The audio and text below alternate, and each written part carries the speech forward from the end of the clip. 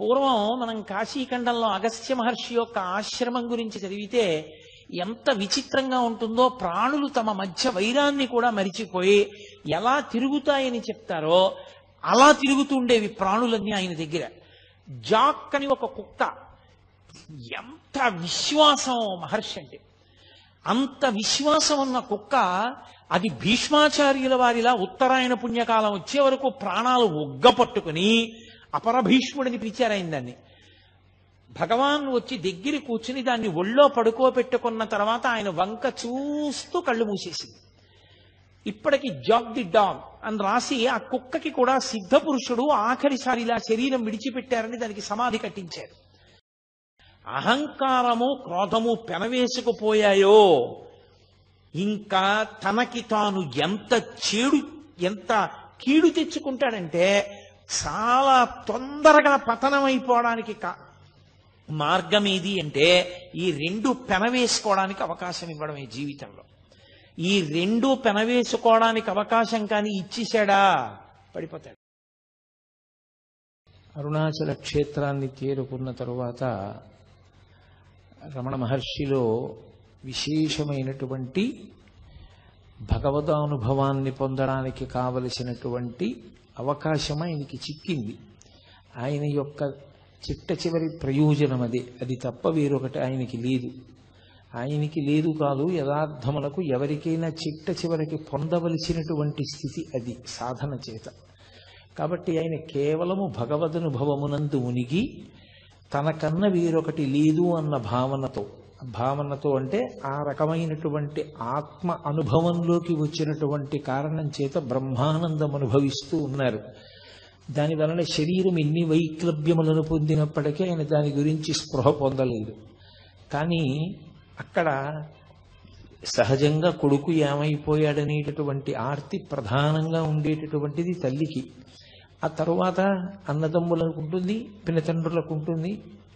ఆ కారణం చేత పిల్లవాడు ఎందుకు వెళ్ళిపోయి ఉంటాడు అన్నది ప్రారంభమైంది. దాని గురించినటువంటి ప్రశ్న ఏదో ఎవరికి నోటికి వచ్చిన మాట వాళ్ళు చెప్పారు. ఎక్కడో బడిలో ఎవరైనా సరిగ్గా చదవట్లేదని దెబ్బలాడారేమో అన్నారు. 3 రూపాయలు పుచ్చుకుని వెళ్ళిపోయాడు. 3 రూపాయలతో ఏం చేస్తాడు, డబ్బు అయిపోయిన తర్వాత వాడే తిరిగి వస్తాడన్నారు. కాదు పిల్లవాడు ఏదో దారి తప్పాడు, ఎక్కడికో వెళ్ళిపోయాడు అన్నారు. ఎవరి నోటికి వచ్చిన మాట వాళ్ళు అన్నారు. అన్నగారు ఏమైనా అన్నాడేమో నాగస్వామి అన్నారు కొంతమంది.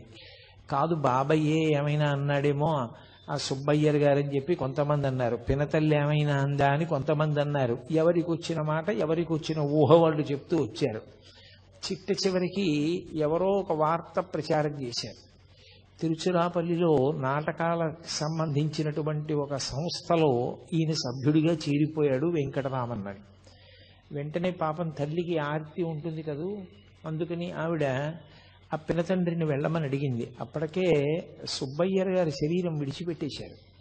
ఆ మిగిలినటువంటి నెల్లియప్పయ్యర్ గారు వెంటనే బయలుదేరి అక్కడ భోగట్టా చేసి వస్తే మనిషిని పోలిన మనిషి ఉంటాడు. దూరం నుంచి చూస్తే అచ్చు వెంకటరామన్ ఎలా ఉంటాడో, వెంకటరామన్ అంటే పూర్వాశ్రమంలో భగవాన్ రమణులు అనుకోండి.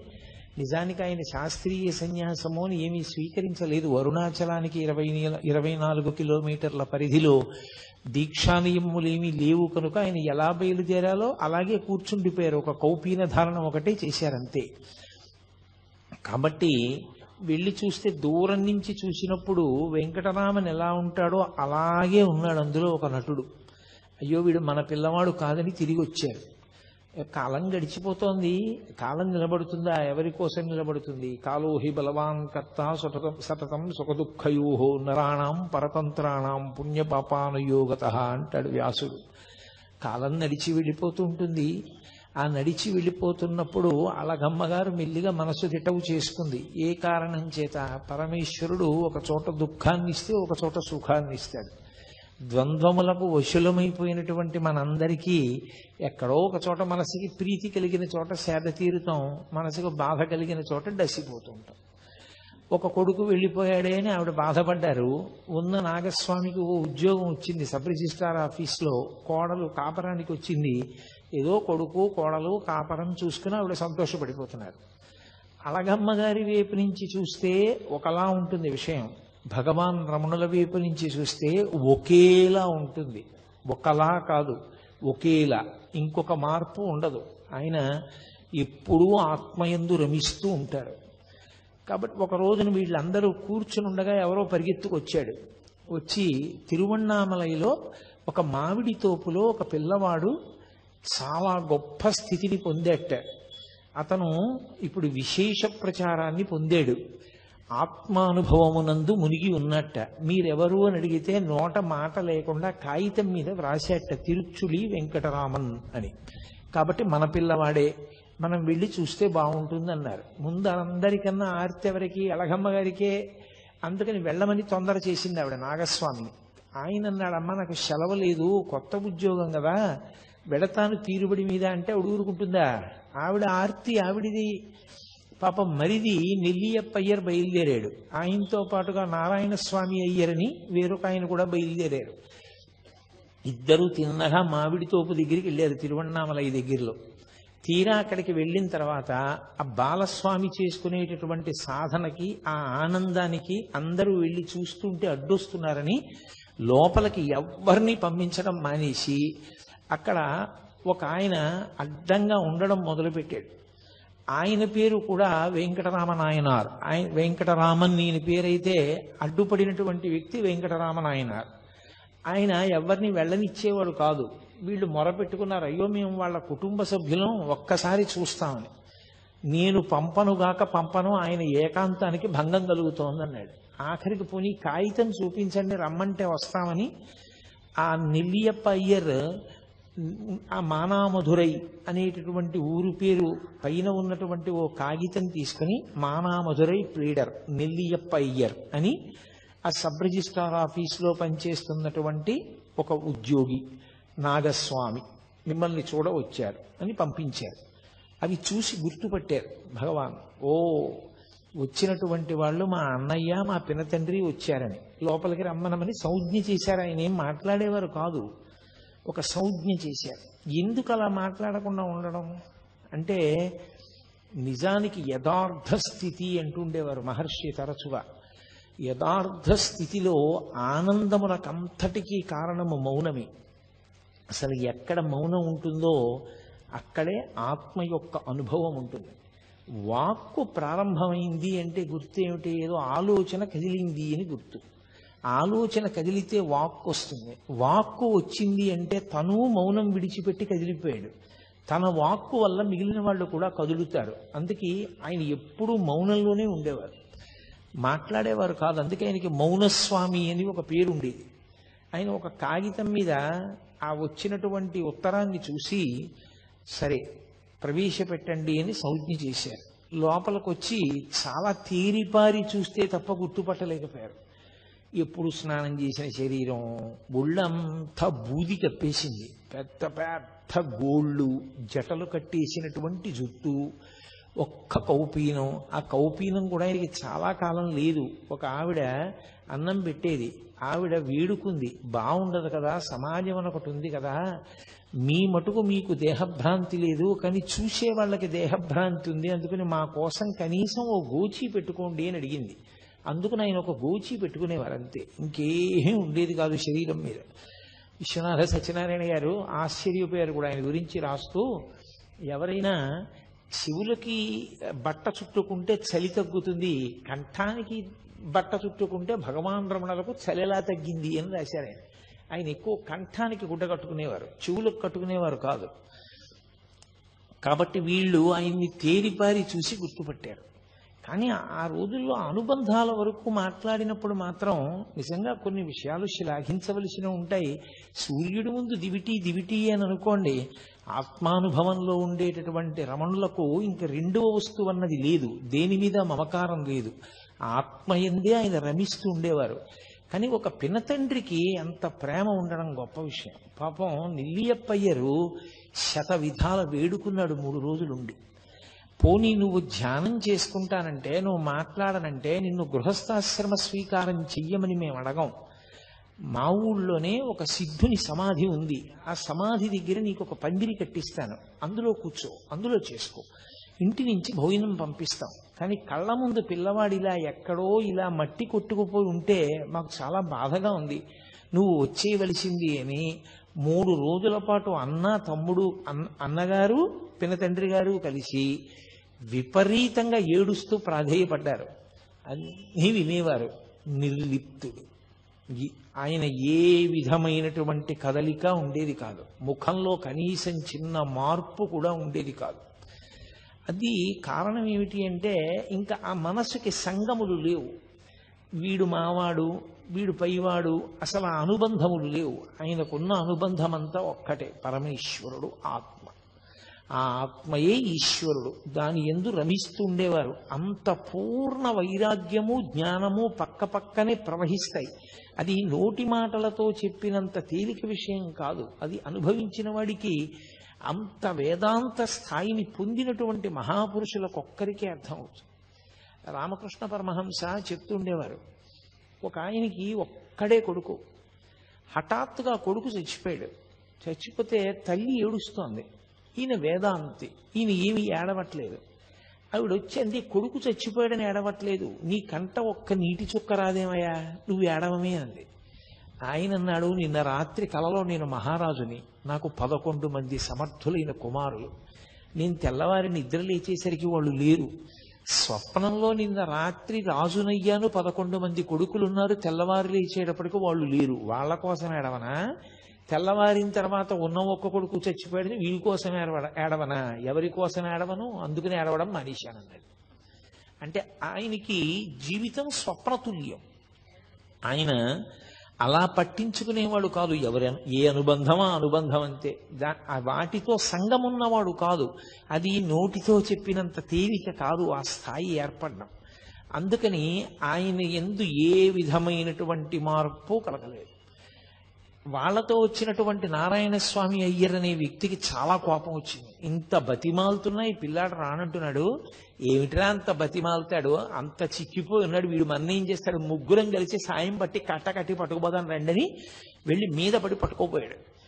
4 అడుగులు వేసి ఆయన్ని దగ్గరకి వెళ్ళి పట్టుకుందాం అనుకునేసరికి ఒళ్ళంతా అగ్నిహోత్రం పెట్టినట్టు మంటలు వచ్చేసాయి. అప్పుడు అర్థమైంది ఆయన ఏ స్థాయిని పొంది ఉన్నారో. ఆయనను అలా బంధీకృతుణ్ణి చేయడం, ఆయన్ని తీసుకెళ్లడం సాధ్యం కాదు. ఆయన ఒక ఆత్మగా నిలబడి ఉన్నారు. సర్వదా ఆయన ఆ స్థాయిలో ఉన్న కారణం చేత పరమేశ్వర స్వరూపుడై ఉన్నాడు. ఆయన అభీష్టానికి వ్యతిరేకంగా చేయడం ఎవరికీ సాధ్యం కాదని మళ్ళీ ముగ్గురు కలిసి వెళ్ళిపోయారు. వెళ్ళిపోయి బాధపడుతూ అళగమ్మ గారికి చెప్పారు. పాపం అళగమ్మ గారు నన్ను ఒక్కసారి తీసుకెళ్ళమని వేడుకుంది. సరే వీలు వెంబడి తీసుకెళ్తానమ్మా అన్నాడు. అలా కొంతకాలం అయిపోయింది. అయిపోయిన తర్వాత ఆయన మిల్లిగా ఈ మామిడి తోపులోకి చాలా మంది జనం ఆయన దర్శనార్థం వచ్చేయడం మొదలుపెట్టారు. దానివల్ల చెట్ల కొమ్మలన్నీ విరిగిపోయి, కాయలన్నీ రాలిపోయి, వాటికి అలజడి కలుగుతోంది. మన వలన ఎవరికో ఇబ్బంది కలగడం ఎందుకని ఆయన ఆ ప్రదేశాన్ని విడిచిపెట్టి మెల్లిగా కొండ మీద విరూపాక్ష గుహకి చేరుకున్నారు. ప్రపంచం చాలా విచిత్రంగా ఉంటుంది.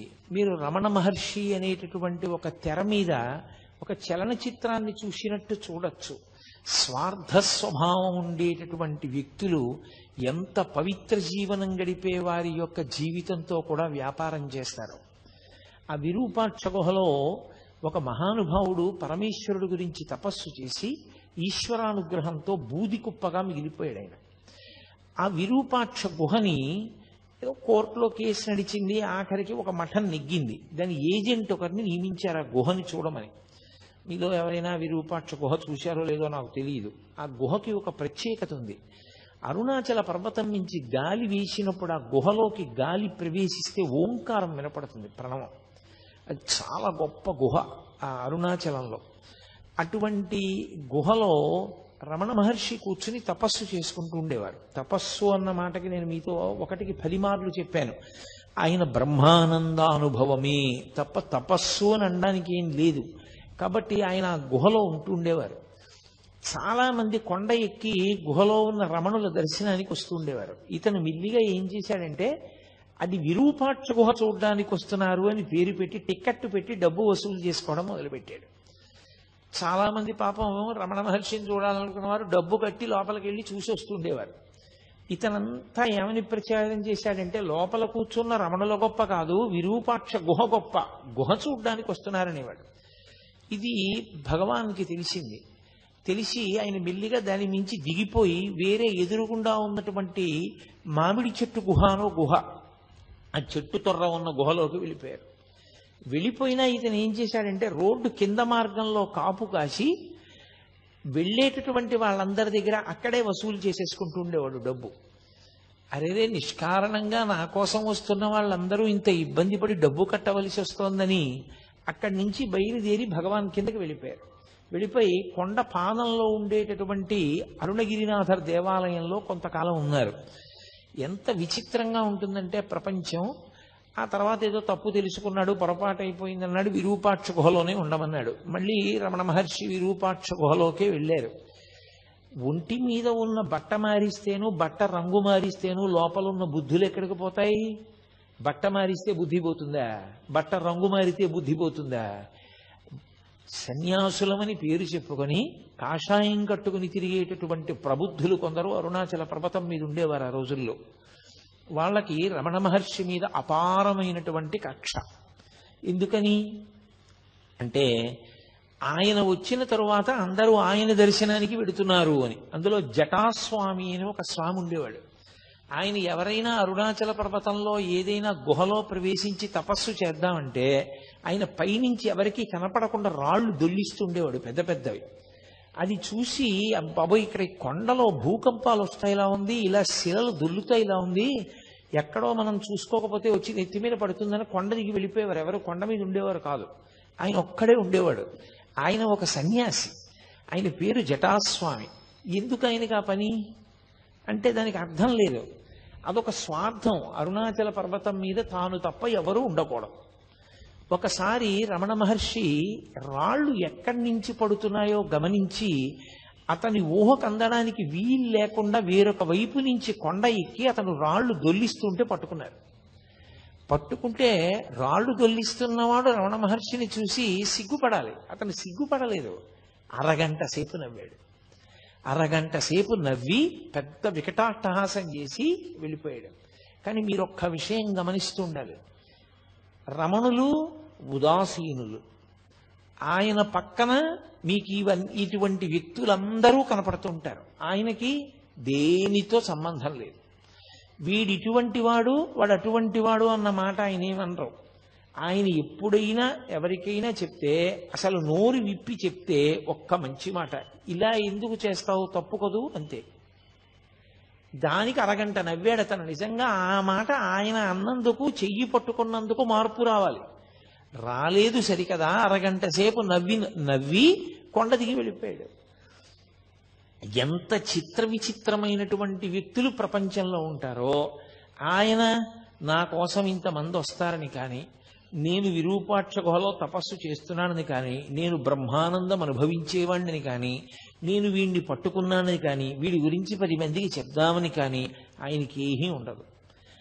ఎప్పుడు నిస్సంగంగా, దేనితో సంబంధం లేకుండా ఆయన ఈ లోకాన్నంతటినీ కూడా ఏదో ఒక సినిమా చూసేటటువంటి వ్యక్తి ఎలా చూస్తాడో అలా ఉండేవాడు. ఆయన అనుభవం అంతా ఆత్మతోటే. ఇవన్నీ గుణసంగం వలన ఇలా ప్రవర్తిస్తూ ఉంటారు అన్నట్లుగా చూస్తుండేవారంతే. అందుకే పరమ ఉదాసీనుడు. ఒక వేదాంతికి ఆత్మని అనుభవించినటువంటి మహాపురుషులకు ఉండేటటువంటి ఆ ఉదాసీనత ఏది ఉంటుందో దాని రాశీభూతమే రమణ మహర్షి. అందుకే ఆయన దేనికి విచలితుడవడం కానీ, ప్రతిస్పందించడం కానీ, దాన్ని బట్టి ఆయన మనసు వ్యగ్రత పొందడం కానీ, లేకపోతే ప్రసన్నం అవ్వడం కానీ, హావభావాలు మారడం కానీ, మాటలో వ్యగ్రత కానీ, మాటలో భయం కానీ ఏమీ ఉండేవి. ఎప్పుడూ ఒక్కలాగే ఉండేవారు. కానీ రకరకాల వ్యక్తులు మాత్రం ఆయనని గౌరవించిన వాళ్ళు ఉన్నారు, పూజించిన వాళ్ళు ఉన్నారు, నమస్కరించిన వాళ్ళు ఉన్నారు, మాట్లాడిన వాళ్ళు ఉన్నారు, పుస్తకాలు రాసిన వాళ్ళు ఉన్నారు, వాదన చేద్దామని వచ్చిన వాళ్ళు ఉన్నారు, ఆయన్ని తప్పు పట్టుకోవాలనుకున్న వాళ్ళు ఉన్నారు, ఆయన్ని గౌరవించాలనుకున్న వాళ్ళు ఉన్నారు, ఆయన పనికి మాలిన వాడిని నిరూపించాలని ప్రయత్నం చేసిన ధూర్తులు కూడా ఉన్నారు. ఆయన మాత్రం పరమ ఉదాసీనుడు. ఇవేవి ఆయన మనసులోకి ఎక్కవు. నిర్లిప్తంగా ఉంటారు. ఎప్పుడూ ఎవ్వరి మీద ఎక్కడా ఏ చాడీ చెప్పరు. చిత్రం ఏమిటంటే అంతటి మహానుభావుడు ఆ గుహలో కూర్చుని ఉండగా బాలానంద స్వామి అని ఒక ఆయన బయలుదేరాడు అరుణాచల పర్వతం మీద. ఆయన కొండ ఎక్కి వచ్చే వాళ్ళందరితో మాట చెప్తుండేవాడు. ఆయనకి ఆ విరూపాక్ష గుహలో ఉన్న ఆయనకి నేనే ఉపదేశం చేశాను, నేనే శక్తినిచ్చి ఆ స్థాయికి తీసుకొచ్చాను, నా శిష్యుడే అంటుండేవారు. ఆయన ఎలాగో మాట్లాడరుగా. అందరూ తీసుకొచ్చి అక్కడ పలహారాలు పెడితే ఆయన్ని తినమని రమణుల్ని ఇతను తీసుకొచ్చి ఏదో కొంచెం పలహారం అక్కడ పెట్టి, నాన్న చాలా అలిసిపోయావు, కొంచెం తిను, ఇలా అయితే సాధన ఎలా నడుస్తుంది, తినాలి అంటుండేవాడు.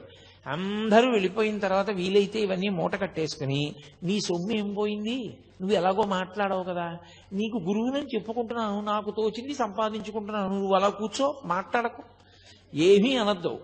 ఆయన మీ గురువా అన్నా మాట్లాడద్దు, నువ్వు ఆయన శిష్యుడువా అన్నా మాట్లాడద్దు, అలా ఉంటుండు, నేను డబ్బు సంపాదించుకుంటాను అని. అతను ఎవరు? ఎందుకు అతనికి డబ్బు సంపాదన? లోకంలో ఎంత చిత్ర విచిత్రమైనటువంటి మనస్తత్వాలు ఉన్న వాళ్ళందరూ ఆ కొండ మీదకి చేరారో చూడండి. వీళ్ళందరూ అన్నీ విడిచిపెట్టిన వాళ్ళలా కనపడ్డవాళ్లే, కానీ అసలు నిజంగా అన్నీ విడిచిపెట్టినటువంటి నిస్సంగి, అన్నీ విడిచిపెట్టిన వారు, మనసులో దేనితో సంగము లేని వారు, నువ్వు ఇలా ఎందుకు ప్రవర్తిస్తావు అని తన దగ్గరికి వచ్చిన వాళ్ళతో, ఈయన నాకు గురువు కాడు, ఈయన అలా మాట్లాడుతున్నాడు తప్పు, అన్నీ ఉత్తిది అని చెప్పడం కానీ ఏమీ లేదు.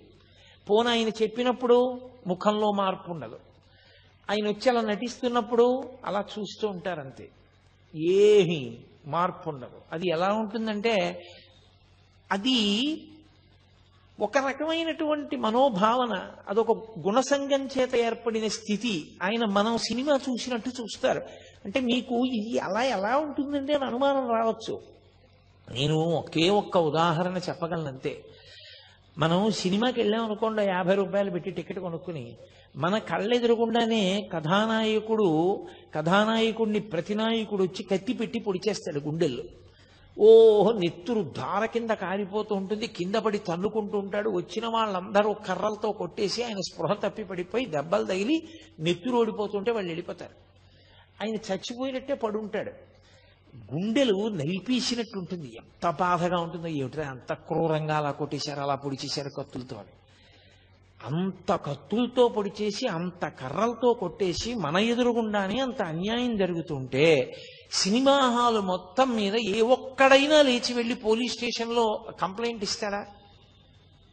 అయ్యా అంత అన్యాయంగా పొడిచేశారండి, నేనే సాక్ష్యం చూశాను కళ్ళతో, నేను గుర్తుపట్టగలను వాళ్ళు ఎవరో, పొడిచేశారు వాళ్ళు అని చెప్తాడా? చెప్పడు. ఎందుకు చెప్పడు? అదంతా నటనరా, అది సత్యం కాదు, వాళ్ళందరూ స్నేహితులే, అది నటన. అంత బాగా వాళ్ళు నటించారని మనకి తెలుసు కాబట్టి భావోద్రేకానికి లోనైనా, మనం దాని వలన భయాన్ని పొందినా మనం పోలీస్ స్టేషన్లో ఏం వెళ్ళి కంప్లైంట్ చెయ్యం. రమణులు ఒక జ్ఞానిగా అయిన స్థితి అలాగే ఉంటుంది. ఇదంతా గుణసంగము వలన ఇలా ప్రవర్తిస్తూ ఉంటారు. గుణాతీతుడైన వాడికి గుణముల చేత సంగమును పొంది అజ్ఞానమునందు కొట్టుమిట్టాడుతున్న వాళ్ళ యొక్క స్థితిని చూసి జాలిపడమే తప్ప, ఆయన వాళ్లతో పాటు ఆయన కూడా సంగము చెంది దానికి ప్రతిస్పందించడం ఉండదు. ఆయన తన స్థాయిలో తాను అలా గమనిస్తూ ఉంటారంతే. అందుకని నిశ్శబ్దంగా చూస్తూ ఉండేవారు. అది ఒక జ్ఞానికి ఉండవలసినటువంటి లక్షణం. అంతటి ఉదాసీనత ఏర్పడాలి. అదే అంటాడు భగవద్గీతలో, గీతాచార్యుడు అంటాడు, నాకు అంత ప్రియమైన వాడెవరో తెలుసా? తుల్య నిందా స్తుతిర్మౌని సంతుష్టో ఎనకేనచిత్ అనికేత స్థిరమతి భక్తిమాన్ మే ప్రియో నరః అంటాడు.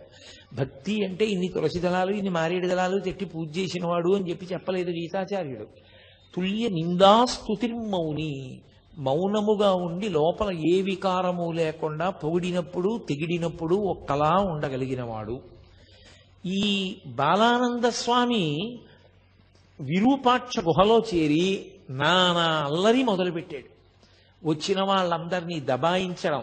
ఆయన మాట్లాడరు కదా అని తనకి లొంగిపోయినవాడు, తనకి వశుడైపోయినవాడు, తనంటే భయపడిపోతున్నాడని ఆయన అనుకున్నాడు తప్ప ఆయన ఏ విధమైన ప్రతిస్పందన ఆయన ఎందు లేదు. ఆయన కేవలము మౌనంలో తనలో తాను రమిస్తూ ఉన్నటువంటి వ్యక్తి అన్న ఆయన స్థాయిని అర్థం చేసుకోలేకపోయాడు. అర్థం చేసుకోలేక ఎంత దుర్మార్గమైన స్థితికి వెళ్ళిపోయాడంటే, మహాత్ముల జీవితాలు పువ్వులు పరిచినటువంటి పక్కలు కావు. ఎన్ని కష్టాలు పడ్డారో. రమణులు అరుణాచలంలో తపస్సు చేసుకుంటుంటే ఆయన వెనక్కి వచ్చి ఒక వ్యక్తి మలమూత్ర విసర్జన చేసి వెళ్ళిపోయాడు. ఏం చేస్తాడో చూద్దామని. అతను విసర్జించిన మూత్రం ఆయన పిరుదుల కింద నుంచి కారిపోయింది. అయినా ఆయన ఎప్పుడు ఎవ్వరిని ఏమీ అనలేదు.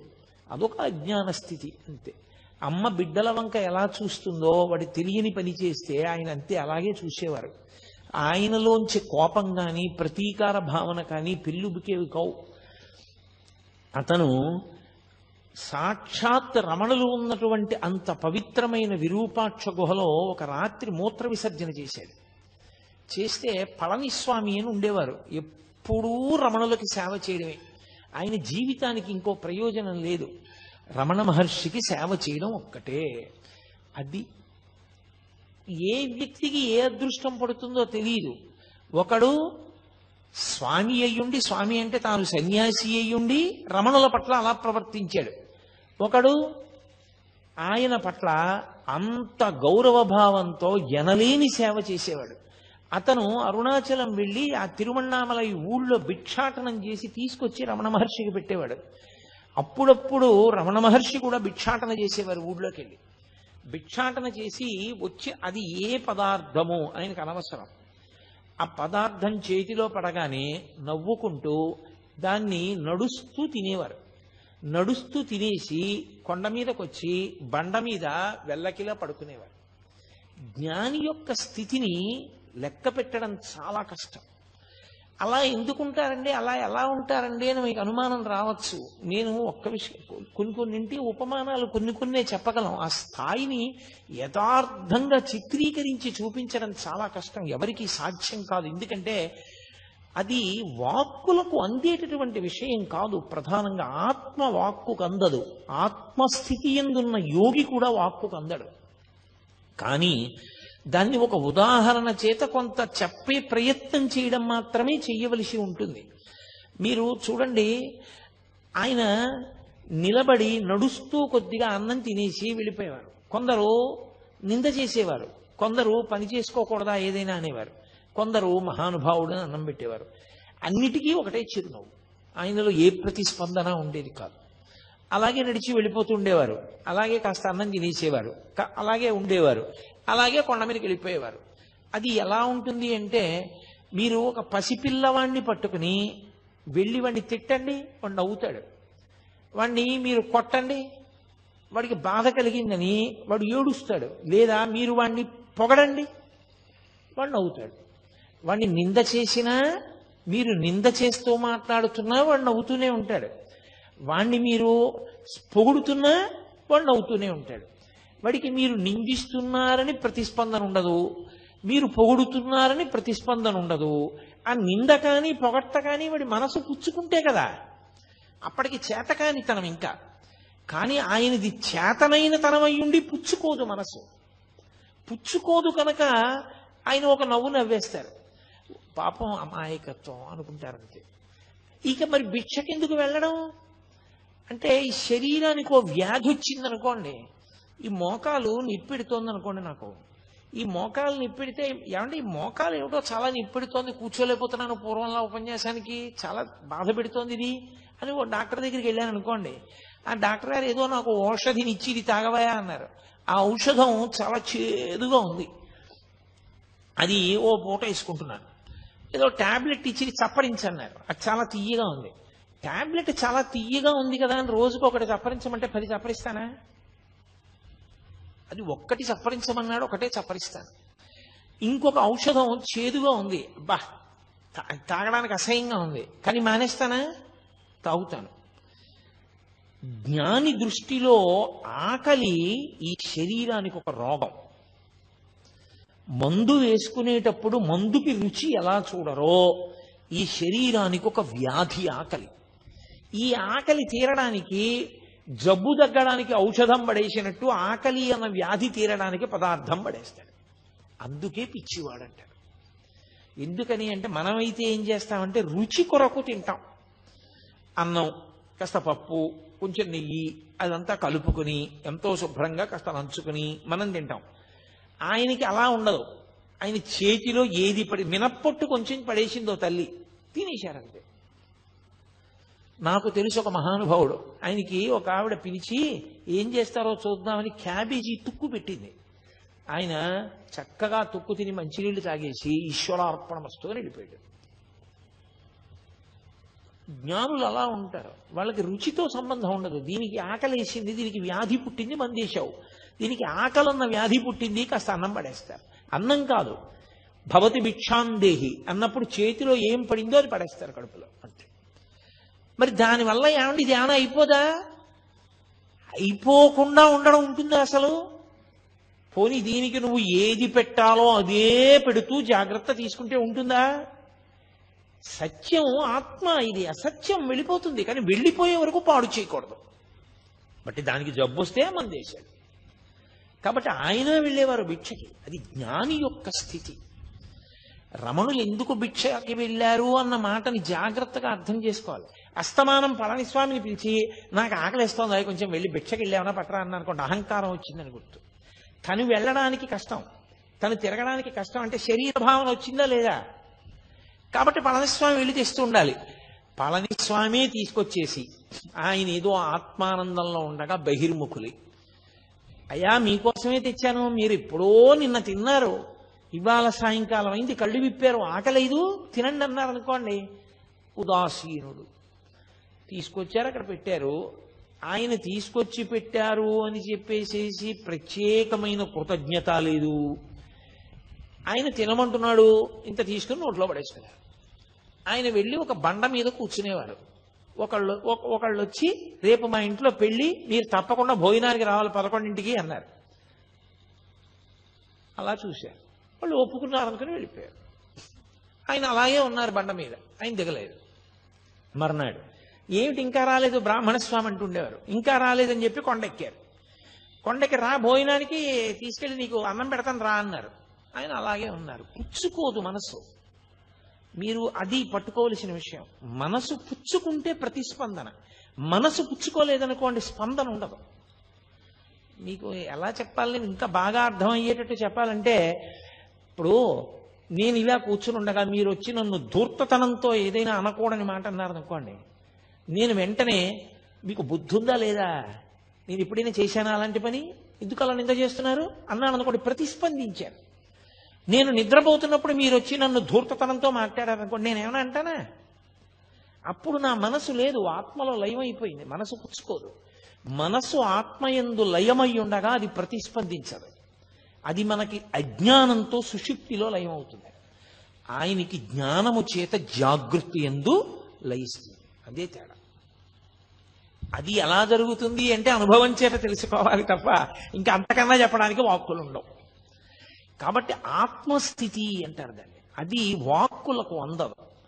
కాబట్టి వస్తానన్నావు భోజనానికి రాలేదే, ఇది వీళ్ళ భావనలు, ఇవన్నీ వీళ్ళ ప్రతిస్పందనలు. అసలు ఆయన నిన్న విన్నది లేదు, లోపలికి వెళ్ళింది లేదా మాట, ఇప్పుడు చెప్పిన మాట వింటలేదు. ఆయన ఆత్మగా లోపల ఆనందంలో ఉన్నారు. ఆయన ఏమిటి అంత పిలిచినా పలకడి అంతసేపు నించుంటాను రెండని చంకల కింద చేతులేసి ఎత్తుకుపోయారు. ఎత్తుకుపోతే ఇలా పద్మాసనం వేసుకున్న వ్యక్తి పద్మాసనంతోనే లేచిపోయారు. ఆయన బలవంతంగా ఎత్తేసుకుని మోసుకుని పట్టుకుపోయారు. పట్టుకుపోయి ఓ కంచం దగ్గర పడేశారు. పడేసి తిను తిను తిను అని అరిచారు. ఆయన బహిర్ముఖులు అయ్యారు. ఓ తినమంటున్నారు, అన్నీ కలిపేసుకున్నారు. ఏదో 4 ముద్దలు తినేసి కూర్చోరు. ఎంతలో జారిపోతారో మీరు చెప్పలేరు. చాలా కష్టం. అది ఎలా ఉంటుంది అంటే చూడండి, విపరీతమైనటువంటి ప్రీతి భావన ఒక వస్తువు మీద మీకు ఉందనుకోండి, అపారమైన ప్రీతి భావన ఉందనుకోండి. ఒక ఉదాహరణ చెప్పాలంటే, నేను నా కొడుకంటే నాకు విపరీతమైన ప్రీతి అనుకోండి, నాకు అస్తమానం వాడు జ్ఞాపకానికి వస్తూ ఉంటాడు. ఏం చేస్తున్నా జ్ఞాపకానికి వస్తాడు.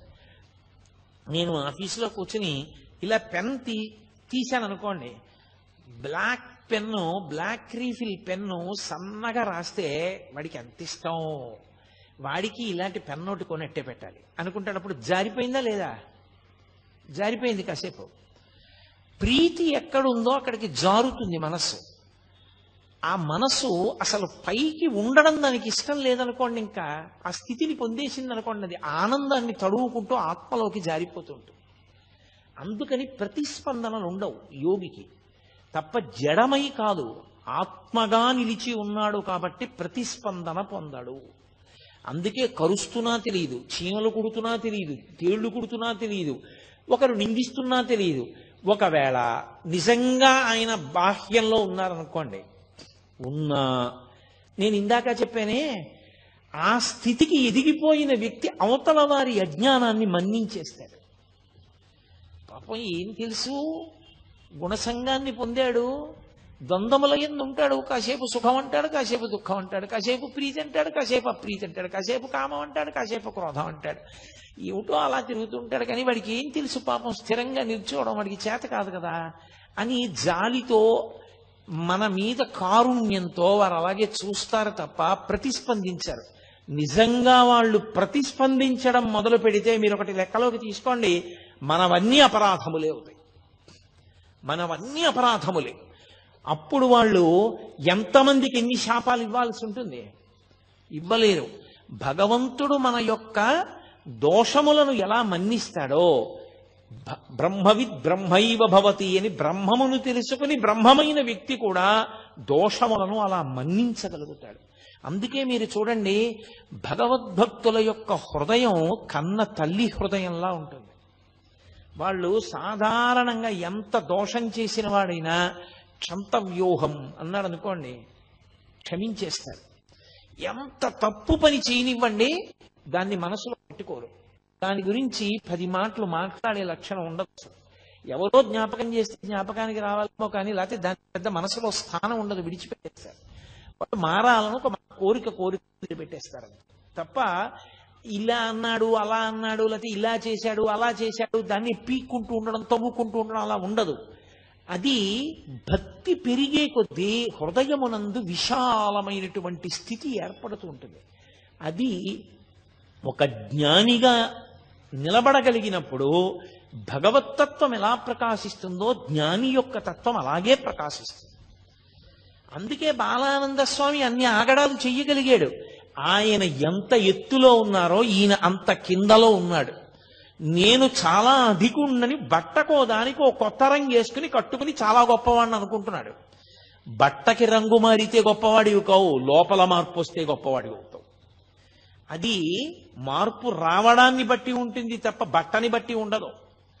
ఒక్కొక్కసారి మరి అలాగే చెప్పవలసి ఉంటుంది ఇటువంటి సందర్భాల గురించి చెప్పినప్పుడు తప్ప, నేను ప్రత్యక్షంగా సన్యాసాశ్రమాన్ని విమర్శించడం నా ఉద్దేశ్యం కాదు. నాకు చాలా చాలా గౌరవం ఉన్నవాడిని నేను ఆ ఆశ్రమం మీద.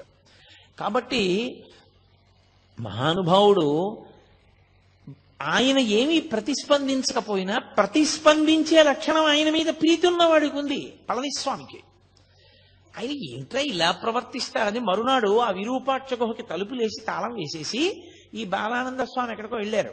మళ్ళీ తిరిగి వస్తాడేమోనని అతని పెట్టి తీసి ఆ పెట్టిలో మంచి మంచి పట్టు వస్త్రాలు, చీనాంబరాలు ఎందుకు అవన్నీ ఆయనకి దాచుకున్నాడు. అవన్నీ తీసి కొండ మీద పారేసి వెళ్ళిపోయారు. అందరూ కలిసి కిందకి ఏదో స్నానం చేయడానికి వెళ్ళారు. వెళ్ళి అందరూ కలిసి తిరిగి వచ్చారు. తిరిగి వచ్చి రమణులు యథాప్రకారం కూర్చున్నారు. అందులో గుహలో పైన ఎత్తుగా ఉంటుంది, పక్కకి చీకటిగా ఉండదు. అందులో చాలా మంది అసలు కనపడరు మీకు లోపలికి వెడితే. చాలా తీవ్ర ధ్యానంలో కూడా ఉంటారు ఇప్పటికీ. దాని మీద కూర్చుని మళ్ళీ ధ్యానంలోకి వెళ్ళబోతున్నారు ఆయన. ఈ బాలానంద స్వామి వచ్చాడు.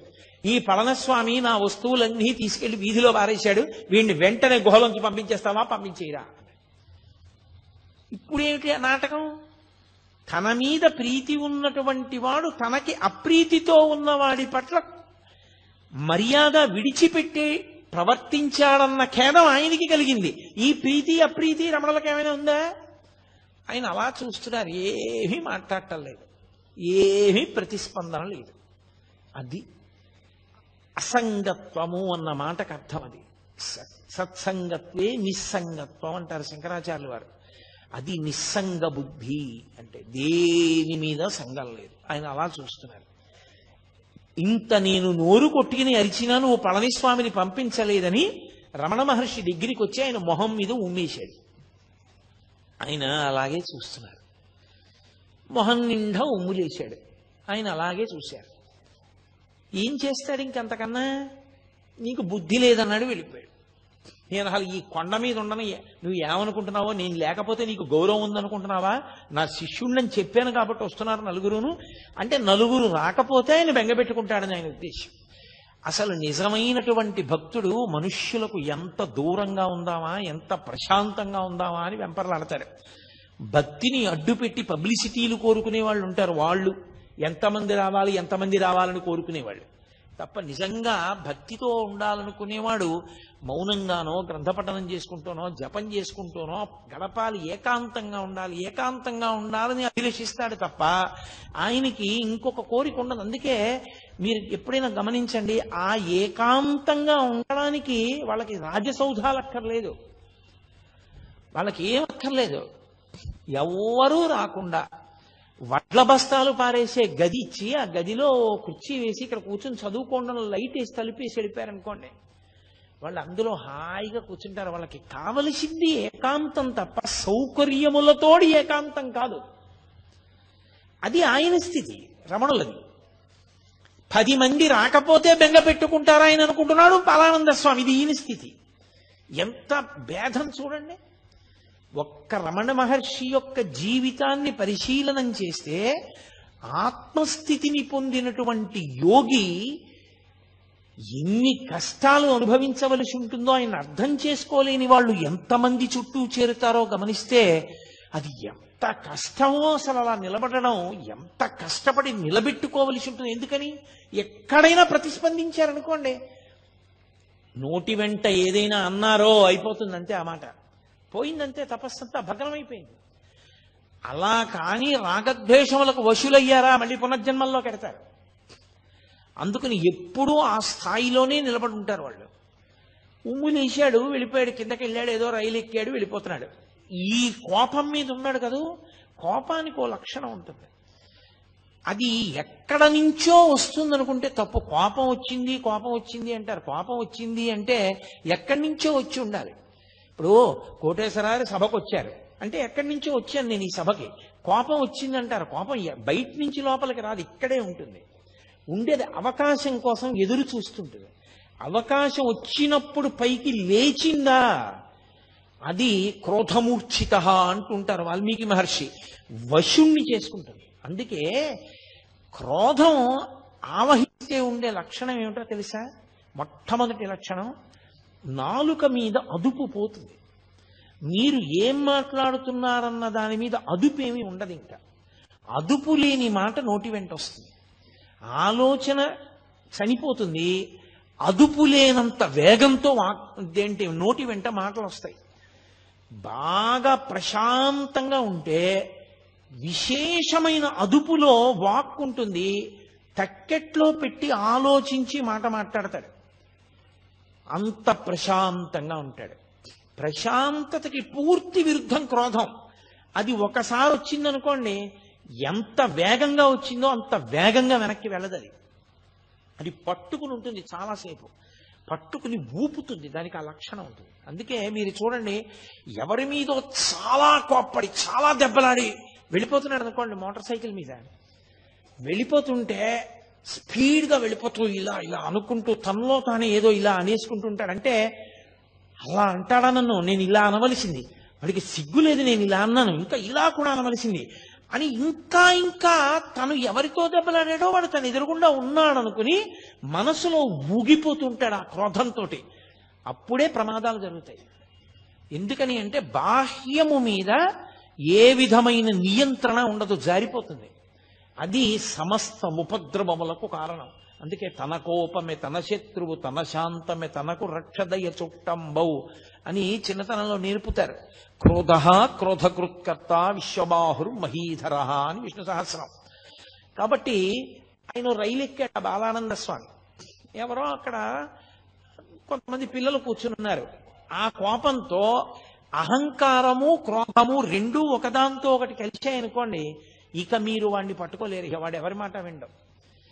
నేనింత వాణ్ణి అని కోపం వచ్చిందనుకోండి, ఆ తర్వాత మాట్లాడేటప్పుడు కూడా వీడంతా పనికి మాలినవాడు, వీడన్నా వినాలి కదా నా మాట అంటాడు.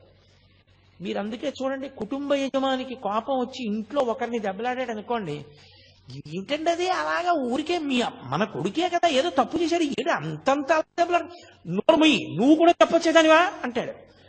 అంటే నేను యజమాని అహంకారం. తనకెవరూ చెప్పకూడదు, తను తిడుతుంటే పడుతూ ఉండాలంటే అందరూ తప్ప తనే ఖచ్చితంగా ఉన్నాడు, ఎవరికి లేదా బుద్ధి. అహంకారము క్రోధము పెనవేసుకుపోయాయో ఇంకా తనకి తాను ఎంత కీడు తెచ్చుకుంటాడంటే చాలా తొందరగా పతనమైపోవడానికి మార్గం ఏది అంటే ఈ రెండు పెనవేసుకోవడానికి అవకాశం ఇవ్వడమే జీవితంలో. ఈ రెండు పెనవేసుకోవడానికి అవకాశం కానీ ఇచ్చేశాడా పడిపోతాడు. మీరు చూడండి, అందుకే సాధారణంగా కొంతమంది పేర్లైనా కనీసం చెప్పినప్పుడు మహానుభావుడండి అండం అలవాటైందనుకోండి జీవితంలో, ఆయన మహానుభావుడండి అని ఇలా వెంటనే అనడం వచ్చిందనుకోండి, వాడు ఒబ్బిడవుతాడు జీవితంలో. అంటే ఆయన పేరు గుర్తొస్తే వీడికి అహంకారం వదిలేస్తూ ఉంటుంది. ఆయన ఎంత గొప్పవాడు అని మనసులో స్ఫురణకు వస్తుంది. వాడు పాడైపోతాడు అనుకున్నప్పుడు మీరు వెళ్ళి కనీసం ఆయన పేరు చెప్పచ్చు. ఏమిరా ఇన్ని చెప్తావు, పరమాచార్య ఇలాగే చెప్పారా, పరమాచార్య ఇలాగే ప్రవర్తించమన్నారా అన్నారు అనుకోండి, వాడు వెంటనే నాదస్వరం ఊస్తే పాము తగ్గిపోయినట్టు తగ్గిపోతాడు ఆ పేరు వినపడేటప్పటికి. అసలు అహంకారమే పెరిగిపోయింది అనుకోండి, పూర్తిగా దాన్ని పాలు పోసి పోషించేశారనుకోండి మీరు. అందుకే కొంతమంది వ్యక్తుల్ని చూడండి, ఎవరి పేరు చెప్పండి ఏకవచన ప్రయోగం వాడా అంటాడంతే. అంటే ఆయన ఉద్దేశ్యం ఏంటంటే తనకన్నా గొప్పవాడు ఎవరూ లేడు, ఎవరి గురించైనా తానే చెప్పగలడు. అందరిలోనూ దోషములే చూస్తాడు, ఎవరి యందు ఏ గొప్ప గుణాన్ని చూడలేడు. అది ప్రమాదకరమైన లక్షణం. మీరు ఏ ఆశ్రమంలో ఉన్నారన్న దాంతో సంబంధం ఉండదు, మీరు ఎంత సంస్కరించుకున్నారన్న దాంతో మీ గౌరవం, మీరు ఉన్న చోట శాంతి నిలబడి ఉంటాయి. అది లేని నాడు అటువంటి వ్యక్తిని మీరు ఎక్కడికి తీసుకెళ్లి పెట్టండి, అశాంతే తప్ప శాంతి నిలబడదు. అది రమణ మహర్షిని అడ్డుపెట్టి పరిశీలనం చేసినప్పుడు రమణ తత్వం ఎంత శాంతికారకమో ఆయన పక్కన పెట్టి చూసినప్పుడు ఇవన్నీ అంత అశాంతికారకములు. ఆ పిల్లల్ని పట్టుకొని ధూర్తతనంగా మాట్లాడాడు. రైల్లో ఎక్కిన తర్వాత ఇతనెవరో వాళ్ళకేం తెలుసు, వాళ్ళెవరో ఇతనికేం తెలుసు, నేనింత గొప్పవాడిని నేను అనుకుంటున్నాను కానీ వాడికి ఎలా తెలుస్తుంది నేను గొప్పవాడినో కాదో, తెలియదు కదా. అలా అనుకోవడానికి అవకాశం ఎక్కడ ఉంటుంది? అలా అనుకోకూడదు. అలా అనుకుంటే అసలు నువ్వు జీవితంలో ఇవ్వడలేవు. ఇవాళ రాత్రి సన్మానం అయింది, 150 పూలదండలు వేశారు.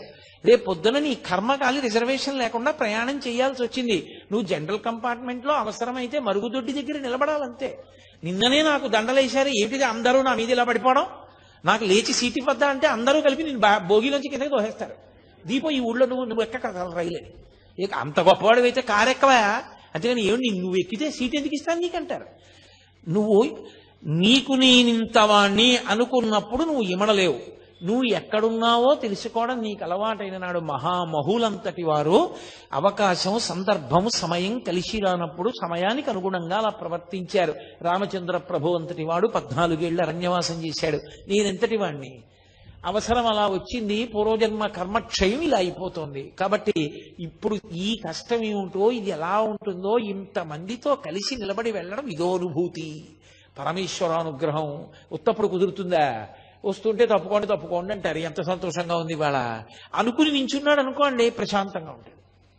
నిన్ను పరిశీలించుకోవడంలో నీకు శాంతి, ఇతరులకు శాంతి. అది నీకు రాకపోగానే ప్రమాదం.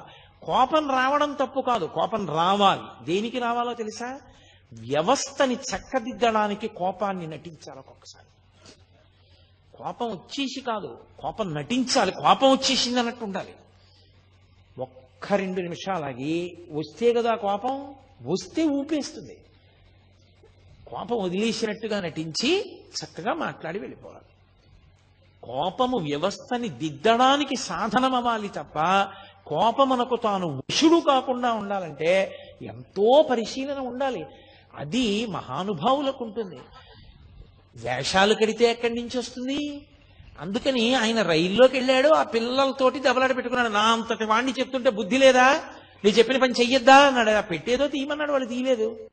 వాళ్ళకి కోపం వచ్చింది. వెంటనే అతను కాలి చెప్పు తీసి ఒళ్ళంతా ముద్దర్లు పడేటట్టు కొట్టాడు. అయిపోయిందా అహంకారం? ఇప్పుడు నేను ఫలానా అన్నాడు, ఎక్కువ అంటాడు. అయిపోయిందా నీ గౌరవం? ఒకవేళ నువ్వు ఎవరో తెలిసి అని వెళ్ళి నించున్నారు.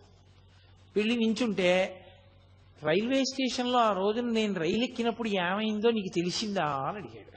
ఎంత విచిత్రమైన ప్రశ్న చూడండి. అంటే తనకి అవమానం జరిగిందని ఆయనకి తెలిసిపోయిందేమో. ఏమైంది నాకు తెలీదు అని ఆయన అన్నారనుకోండి, ఏమీ తెలియనట్టే ఉంటాడు. తెలిసింది అన్నారనుకోండి, సంగతి తెలిసిపోయింది కదా. నీ ముఖం మీద ఉమ్మేసి వెళ్ళబట్టే చెప్పులు ఎట్టి కొట్టారు ఒళ్ళంతా. నేను బుద్ధి లేనివాడిని అన్న విషయం నిరూపింపబడింది అక్కడ. నువ్వే గొప్పవాడివని తెలిసిపోయిందని కదా దాని ఉద్దేశ్యం. ఆయన ఏమీ అనలేదు, అలాగే అన్నారు.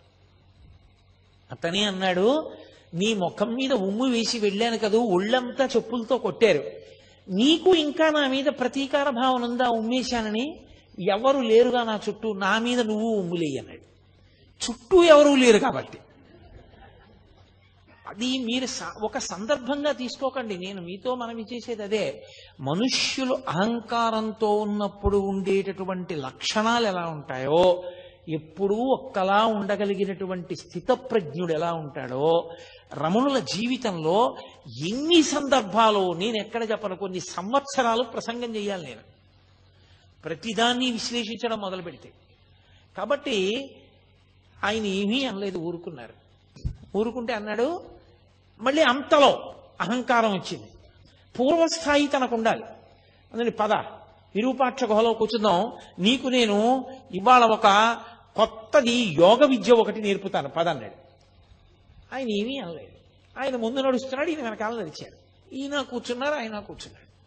కూర్చున్న తర్వాత అన్నాడు, ఇప్పుడు నేను నీకు యోగ విద్య నేర్పుతానన్నాను కాదు, ఊపిరి ఇలా తీ అన్నాడు.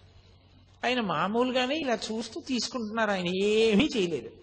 అదే చెప్పాను, అలా ఊపిరి బిగబట్టడం ఊపిరి వదలడం చేయకూడదని. అంటే ఏమిటి, వినేవాళ్ళకి చూసేవాళ్ళకి మళ్ళీ తనొచ్చినా సరే భయపడిపోయి ఆయనే గొప్పవాడు, నా గురువు అని రమణులు తనకి వశపడ్డారని తెలుసుకోవాలని.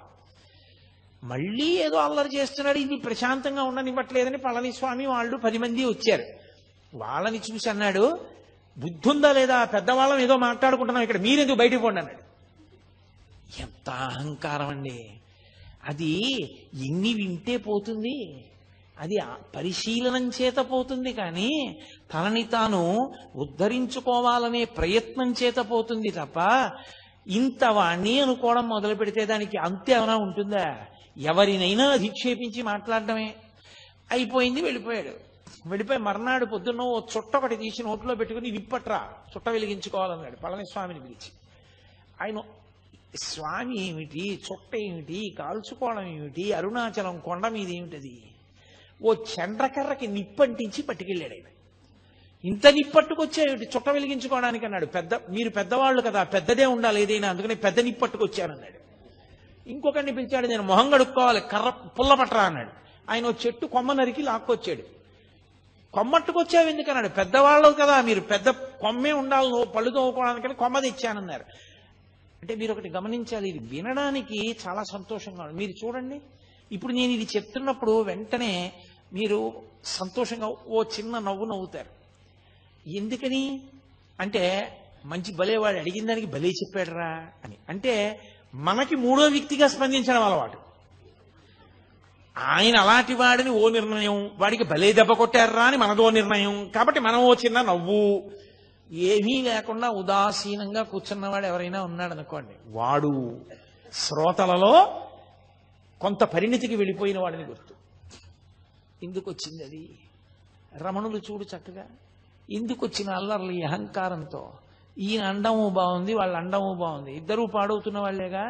రమణుల చుట్టూ చేరి ఎవరు మాత్రం ఏం నేర్చుకుంటున్నారో ఆయన్ని చూసి అన్న భావన కలిగింది అనుకోండి, అప్పుడు ప్రతిస్పందన ఉండదు. అన్న భావనతో ఊరుకుంటారంటే పరిశీలనము జరిగిందని గుర్తు. అక్కడ ఒక్క సంఘటనలో అన్ని విషయాలు చూపిస్తారు. సరే కొంతకాలం అయింది, ఇక్కడ నన్ను ఎవరూ లక్ష్య పెట్టట్లేదన్నాడు, మళ్ళీ వెళ్ళిపోయాడు, మళ్ళీ వచ్చాడు, దిగంబరంగా వచ్చాడు. ఈసారి వచ్చి నేను దేహాభిమానం అంతా పోయింది నాకు, అందుకని నేను గోచీ కూడా పెట్టుకోవట్లేదు అన్నాడు. అంటే ఆయన గోచీ పెట్టుకున్నారు కాబట్టి అంతకన్నా గొప్పవాడని మళ్ళీ. ఇదో విచిత్రం లోకంలో ఎలా ఉంటుందంటే, ఒక్కొక్కడు అసలు నేను ఏమీ పట్టించుకోనండి అని చాలా గొప్పగా చెప్పుకుంటుంటాడు. ఏమీ పట్టించుకోకపోతే నువ్వు అది ఎందుకు చెప్పుకోను?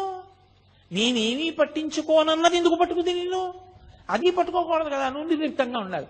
నేనండి ఏమీ పట్టించుకోనమండి అని ఎంతో గొప్పగా చెప్తాడు దాన్ని తీసుకొచ్చి. లేకపోతే నాకు చాలా కోపం ఉండోయ్ అంటాడు. ఏడు అది అనా ఐశ్వర్యమా? సిగ్గుపడాలి నాకు చాలా కోపం ఉండోయ్ అని చెప్పడానికి. అది చెప్పుకోవడం కూడా ఏమిటి 10 మందిలోకి వచ్చి? అది రకరకాలుగా ఉంటుంది. నేను బట్ట కూడా కట్టుకోవట్లేదు, నాకు ఇప్పుడు దేహాభిమానం పూర్తిగా పోయిందన్నాడు. పరమ అసభ్యంగా ప్రవర్తించాడు రమణ మహర్షి ఎదుట. ఏమైందో పరమేశ్వర శాసనం ఏమైందో, అతను ఇక అరుణాచల పర్వతం మీదకి ఎక్కలేదు, వెళ్ళిపోయాడు ఆ పోక. పరమేశ్వరుడు ఇచ్చగించలేదని మనం అనుకోవాలి. ఇక వీడికి ఎంత సంఘం ఇచ్చినా వీడు మారడనుకుని ఉంటాడు ఈశ్వరుడు. ఈయన ముందు ఎందుకు ఇది, ఈ అల్లరంతా ఎందుకు అనుకుని ఉంటాడు. దానివల్ల రమణులలో ఏదో ఉద్వేగం వస్తుంది, రమణులకు ఏదో బాధ కలుగుతుందని కాదు. ఇక అతను రావడం మానేశాడు. ఇంకొకడు బయలుదేరాడు వచ్చి, నీకు నేను దత్తాత్రేయ మంత్రాన్ని ఉపదేశం చెయ్యాలనుకుంటున్నానన్నాడు. ఆయన ఏమీ అనలేదు, అలా చూస్తున్నారు. నిన్న రాత్రి నాకు దత్తాత్రేయుల వారు కనబడ్డారు, నీకెళ్ళి మంత్రం చెప్పమన్నారు, అందుకు వచ్చాను, ఉపదేశం చేస్తాను రా అన్నాడు. ఆయన అలా చూస్తున్నారు. ఏ కష్టంగా ఉంటుంది మంత్రం అనుకుంటున్నావా? చిన్నదే, పెద్ద కష్టమేం కాదు, చెప్తాను, ఆ మంత్రం జపం చేయి అన్నారు. ఆయన అన్నారు, ఇంకా వింటలేదు, రా రా రా అంటున్నాడని. ఆయన అన్నారు, మీకు కనపడి ఉపదేశం చెయ్యమన్న దత్తాత్రేయుల వారు నాకు కనపడి ఉపదేశం పుచ్చుకోమంటే పుచ్చుకుంటానన్నారు. అతనికి ఎక్కడలేని కోపం వచ్చేసింది. అంటే నేను దత్తాత్రేయుల వారు చెప్పకుండా వచ్చాను అనుకుంటున్నావా? చేయించుకుంటావా చేయించుకోవా ఉపదేశం అన్నారు. ఆయన ఏమీ మాట్లాడలేదు. నీకేం కీర్తి ప్రతిష్టలు ఉండవు, నువ్వు ఏమీ గౌరవం లేనివాడివి అయిపోతావు అని చెప్పి అతని దగ్గరికి ఎందుకు వెడతారు? అతనికి ఏం తెలియదు, అతనికి మంత్రోపాసన కూడా లేదని చెప్పి వచ్చిన వాళ్ళందరికీ ప్రచారం చేసేవాడు. సూర్యబింబానికి ఒక అరిచెయ్యి అడ్డు పెడితే దాని యొక్క తేజస్సుని ఆపగలమా?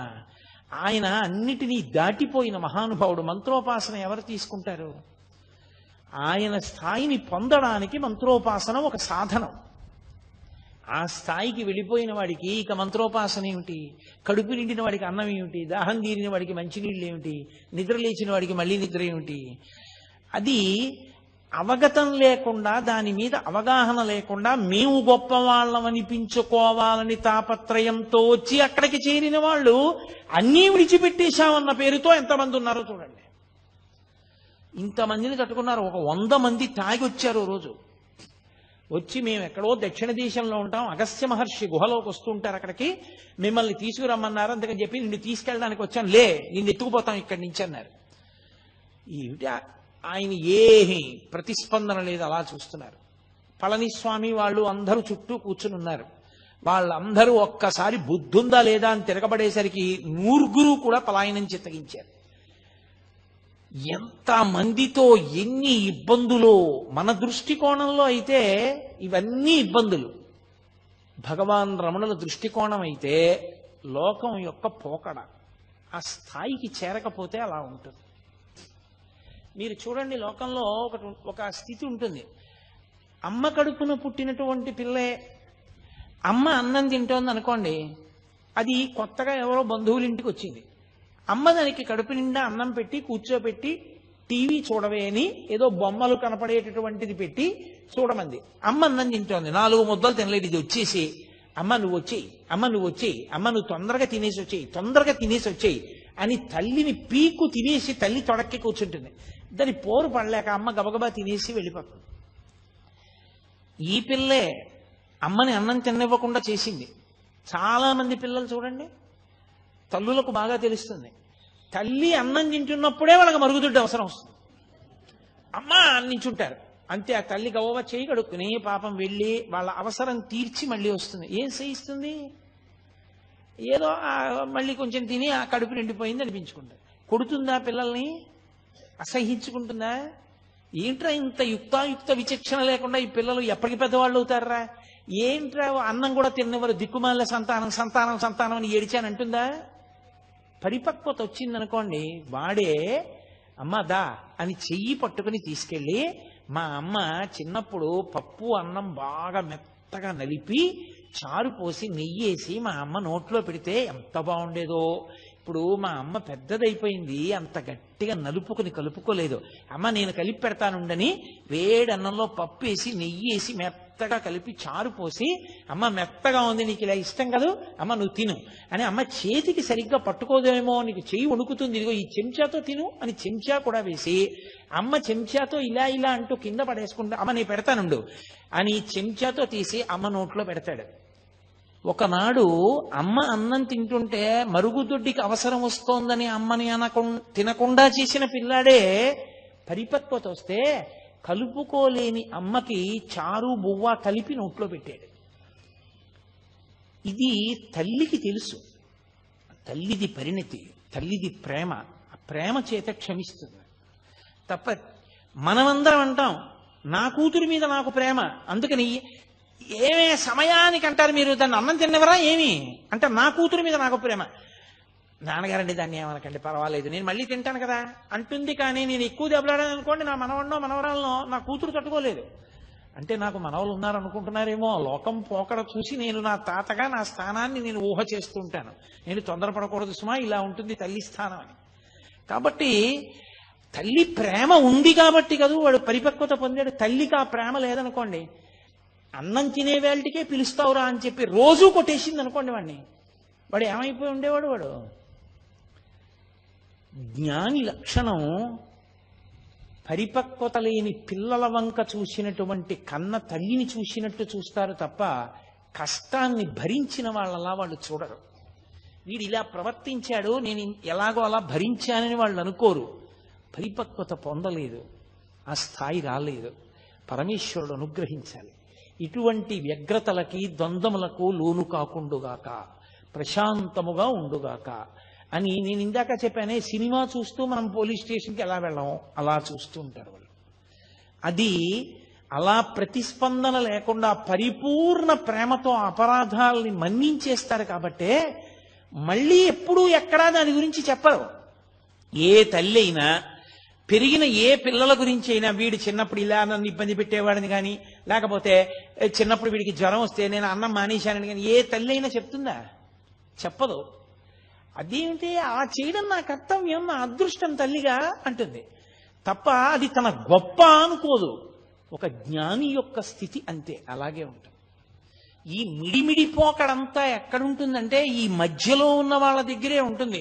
నేనేదో ఉద్ధరించేశాను, నేనేదో గొప్పవాడిని, వాడు నా చేత ఉద్ధరింపబడ్డాడు, వాడు నా మాట వినద్దా, వీడు నా మాట వినకుండా పోయాడు, వాడి మీదేదో కక్ష, వీడి మీదేదో ప్రేమ, ఇవన్నీ ఇంకా పరిపక్వత రానంతసేపే తప్ప అది వచ్చిన తరువాత లోకమంతటి పట్ల దయయే తప్ప ఇంకొక భావన ఉండదు.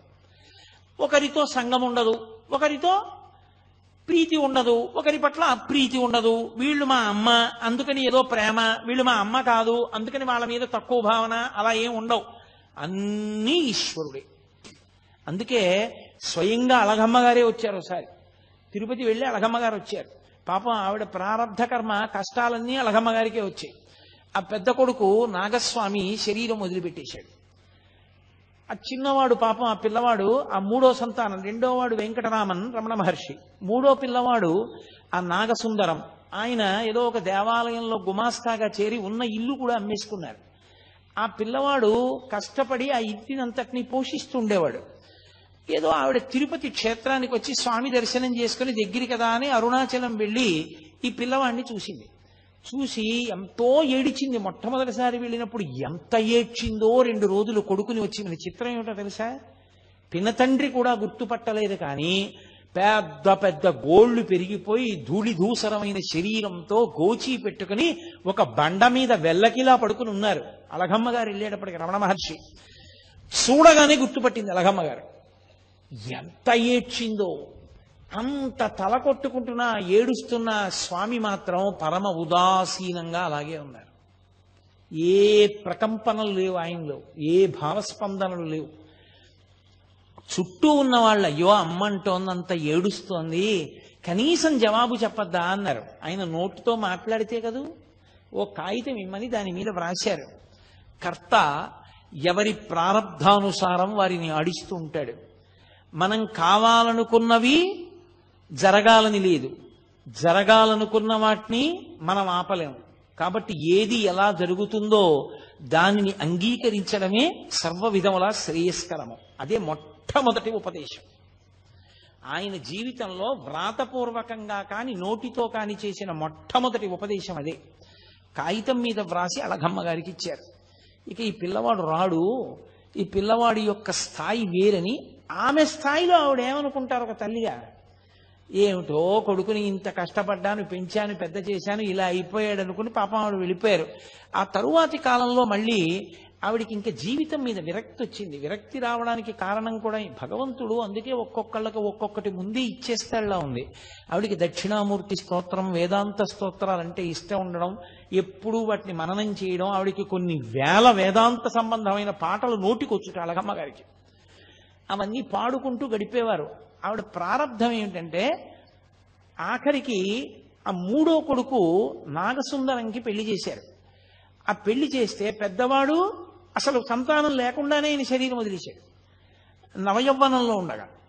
ఇక మూడోవాడు పెళ్లి చేశారు, ఓ కొడుకు పుట్టాడు, భార్య చనిపోయింది. చనిపోతే పాపం ఆ చిన్న పిల్లవాడిని ఈయనేం పెంచగలడు? తీసుకెళ్లి మళ్ళీ పినతండ్రి గారి భార్య జానకి అమ్మాள் నెల్లియప్ప అయ్యర్ గారి భార్య జానకి అమ్మాళ్ గారికి ఇచ్చారు. ఆవిడ అప్పటికి వృద్ధురాలు అయిపోయింది. ఆవిడ ఏం పెంచగలదు పిల్లని? మళ్ళీ ఆ పిల్లాన్ని తీసుకెళ్లి ఆ పిల్లవాడి మేనత్త అలవేలుమంగ ఆఖరి పిల్ల, ఆ పిల్లకి ఇచ్చారు. ఆ పిల్ల ఏదో సాకుతోంది. ఎక్కడ చూసినా అప్పులు, తగిన ఉద్యోగమా లేదు, భార్య చచ్చిపోయింది, కొడుకునా ఎవరో పెంచుతున్నారు. అసలు ఎందుకు ఇంకా బతకాలనిపించింది ఆయనకి. ఈలోగా అళఘమ్మ గారు మెల్లిగా కొడుకు దగ్గరికి వెళ్ళిపోయారు. ఇది ఒక విచిత్రమైన సంఘటన. భగవాన్ రమణుల జీవిత చరిత్ర మొత్తం మీద చాలా కాలం నాకు అనుమానం ఉండిపోయిన సందర్భం ఇదొక్కటే. ఆ తర్వాత నాకు పరమేశ్వరానుగ్రహం వల్ల యథార్థంగా చెప్పాలంటే రమణ మహర్షి ఒక వ్యక్తి రూపంలో అనుమానాన్ని తీర్చారు. అప్పటి వరకు నాకు ఇది ఎందుకు అలా జరిగింది అని అర్థమయ్యేది కాదు. అళఘమ్మ గారు కొడుకు దగ్గరికి వెళ్ళిపోతానని చెప్పి అరుణాచలం వెళ్ళిపోయి అరుణాచలంలోనే ఒకరి ఇంట్లో ఉండేవారు. ఆవిడికి విరూపాక్ష గుహలోనే ఉండాలి కొడుకుతో అని కోరిక. కూతురు అలమేలమంగ అడిగిందమ్మ, మా ఇంటికి వచ్చేసేయమ్మా, మాతో ఉండమని. అయినా కూడా కొండ మీదకి వెళ్ళిపోయి, సరే పెద్ద ఆవిడ ఉన్నంత కాలం ఉండదు, ఇంకా ఆవిడ కిందెందుకని ఆవిడ్ని కూడా విరూపాక్ష గుహకి తీసుకొచ్చేశారు. అది చిన్న గుహ, బయటకు చిన్న గదిలా ఉంటుంది, లోపల గుహ ఉంటుంది. అక్కడే ఈవిడ ఉండేవారు. అక్కడ ఈవిడిది ఆచారం, సంప్రదాయం, తడి పొడి మడి మైల ఆచారము ఈవిడిది. ఆయనేమో అగ్నిహోత్రం, మహాజ్ఞాని, ఆయన అన్నిటికీ అతీతుడు. ఆయన దగ్గరికి వచ్చి ఒకప్పుడు ఒక వ్యక్తి ఏడిచాడు, నేను ఎన్ని కష్టాలు పడుతున్నానో నేను చేసిన పాపాలేనని. ఆఖరికి విని విని విని విని విని ఎప్పుడూ మాట్లాడని భగవాన్ రమణులు అన్నారు, అన్ని పాపాలున్నాయా నిన్ను బాధపెట్టడానికి అన్నారు. చాలా పాపం చేసేసానన్నాడు. నాకు ఇచ్చేస్తావా, పుచ్చేసుకుంటానో, అప్పుడు నీకు శాంతమా అన్నారు. ఇచ్చేస్తాను, పుచ్చేసుకుంటారా అన్నాడు. ఇచ్చేసేయి అన్నాడు. అయితే నీళ్లు పోసి ధార పోసి నేను పుచ్చేసుకుంటాను ఆ పాపాలన్నారు. ఆయన చేతులు చాపారు, అతను నీళ్లతో ధార పోసేశాడు. నా పాపాలన్నీ నీకు ఇచ్చేస్తున్నాను. ఆయన పుచ్చేసుకున్నారు.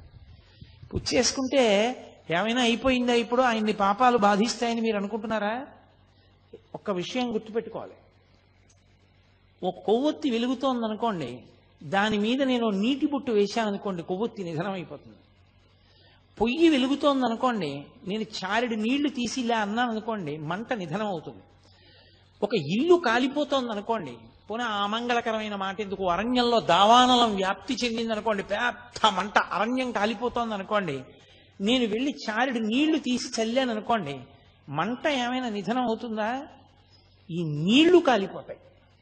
నీరు నిప్పు నార్పాలి, కానీ అంత మంటలో చారెడు నీళ్లు పడితే మరిగి ఆవిరైపోతాయి, కాలిపోతాయి. అవి ఆర్పవలసిన నీరు కాలిపోయింది మంటలో. ఎందుకని?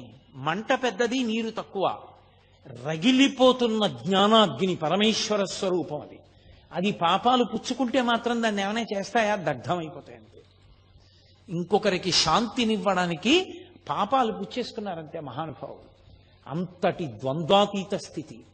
రమణుల పేరు చెప్తే చాలు గురువుల యొక్క అనుగ్రహం కలుగుతుంది, అరుణాచలేశ్వరుడి యొక్క అనుగ్రహం కలుగుతుంది. సాక్షాత్ సుబ్రహ్మణ్యావతారం. అంతటి మహానుభావుడు గుహలో కూర్చునుండగా కావ్యకంఠ గణపతి ముని ఒక్కరే ఉన్నారు. ఒక్కరే ఉండగా 6 జ్యోతులు ఆయన యొక్క తలని నుదిటిని తాకి ఆయనలో లీనమైపోవడం చూసి ఒళ్ళు గగురు పొడిచింది కావ్యకంఠ గణపతి మునికి. 6 జ్యోతులైన నుదురిని తాకి ఐక్యం అయ్యాయంటే ఇది షణ్ముఖ స్వరూపం, సుబ్రహ్మణ్య స్వరూపం అని నిర్ధారించారు. అలగమ్మ గారికి పాపం మడి మైల ఆవిడ తాపత్రయం ఆవిడది, ఆవిడ ఆచారం ఆవిడది, అది తప్పు అని మాత్రం అనకూడదు సుమండి.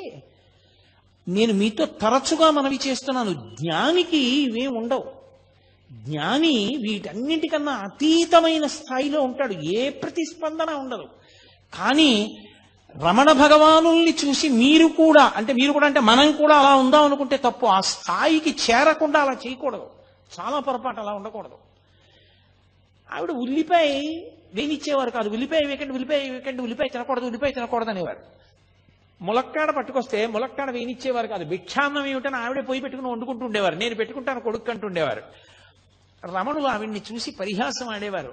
మా అమ్మ మోక్షానికి ఎడుతూ ఉంటే ఉల్లిపాయలు పర్వతాలై అడ్డుపడిపోతాయి, ములక్కాడలు అరణ్యాలు అయిపోయి చిక్కుపోతుంది, అందుకని మా అమ్మ తిందంటుండేవారు.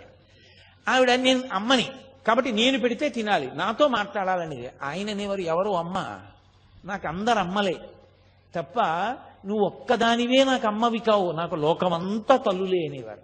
ఆయన దృష్టికోణం అది. అలా రమణుల గురించి చదివి నేను అనకూడదు, నేను మా అమ్మని గౌరవించాలి, మా అమ్మకి నమస్కారం చేయాలి. అవునమ్మా నువ్వు నా తల్లి అనాలి. నేను ఇంకా రమణుల స్థాయికి పొందలా, రమణుల స్థాయిని పొందిన నాడు నేను అలా మాట్లాడాలని ప్రయత్నం చేయక్కర్లా, ఆ మాట అప్పుడు అదే వస్తుంది. అంతేకాని జ్ఞానిని చూసి ఎన్నడూ అనుకరించరాదు, రమణులు అన్నారు కదా అని అనే ప్రయత్నం చేయకూడదు, అది చాలా పొరపాటు. ఇవాళ చాలా చోట్ల చాలా మంది చేసే పెద్ద పొరపాటు అక్కడే చేస్తారు. అలా చేయకూడదు. జ్ఞానిని అనుకరిస్తే భంగపాటు పొందుతారు. ఎందుకో తెలుసా, మీ అనుష్ఠానం పోతుంది. జ్ఞాని కాకుండా జ్ఞానిలా ప్రవర్తిస్తే పరమ ప్రమాదం. ఏది, రమణులు అన్నారు, నువ్వు అన్నావు తల్లిని, రమణులు భిక్షాన్నం తింటారు, నువ్వు తింటావా? రమణులని జటాస్వామి ఆ తర్వాత బాలానంద స్వామి అలా ప్రవర్తించిన ఆయన అలా ఉండగలరు, నువ్వు ఉండగలవా? ఉండగలిగితే అలా కూడాను. జ్ఞాని స్థితిని చూసి జ్ఞాని ఎలా ఉన్నాడో అలా నువ్వు ఉండే ప్రయత్నం చేస్తే చాలా ప్రమాదం వస్తుంది. అలా ఎప్పుడూ చేయకూడదు.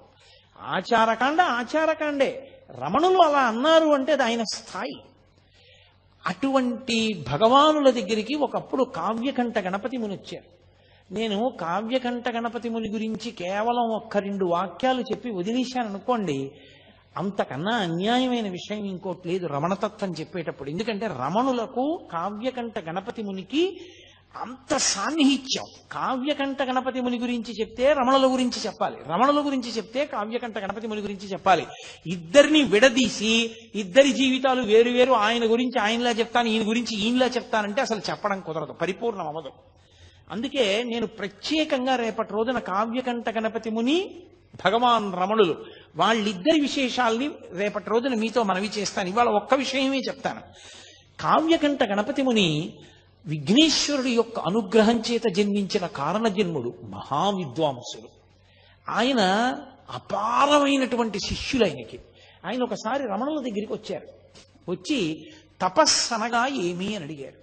నాకు నిజంగా తెలుసుకోవాలనుంది, మంత్రజపంతో తపస్సుని పొందాలి అంటే ఏం చెయ్యాలి, జపంలో ఏది తపస్సు అని అడిగారు.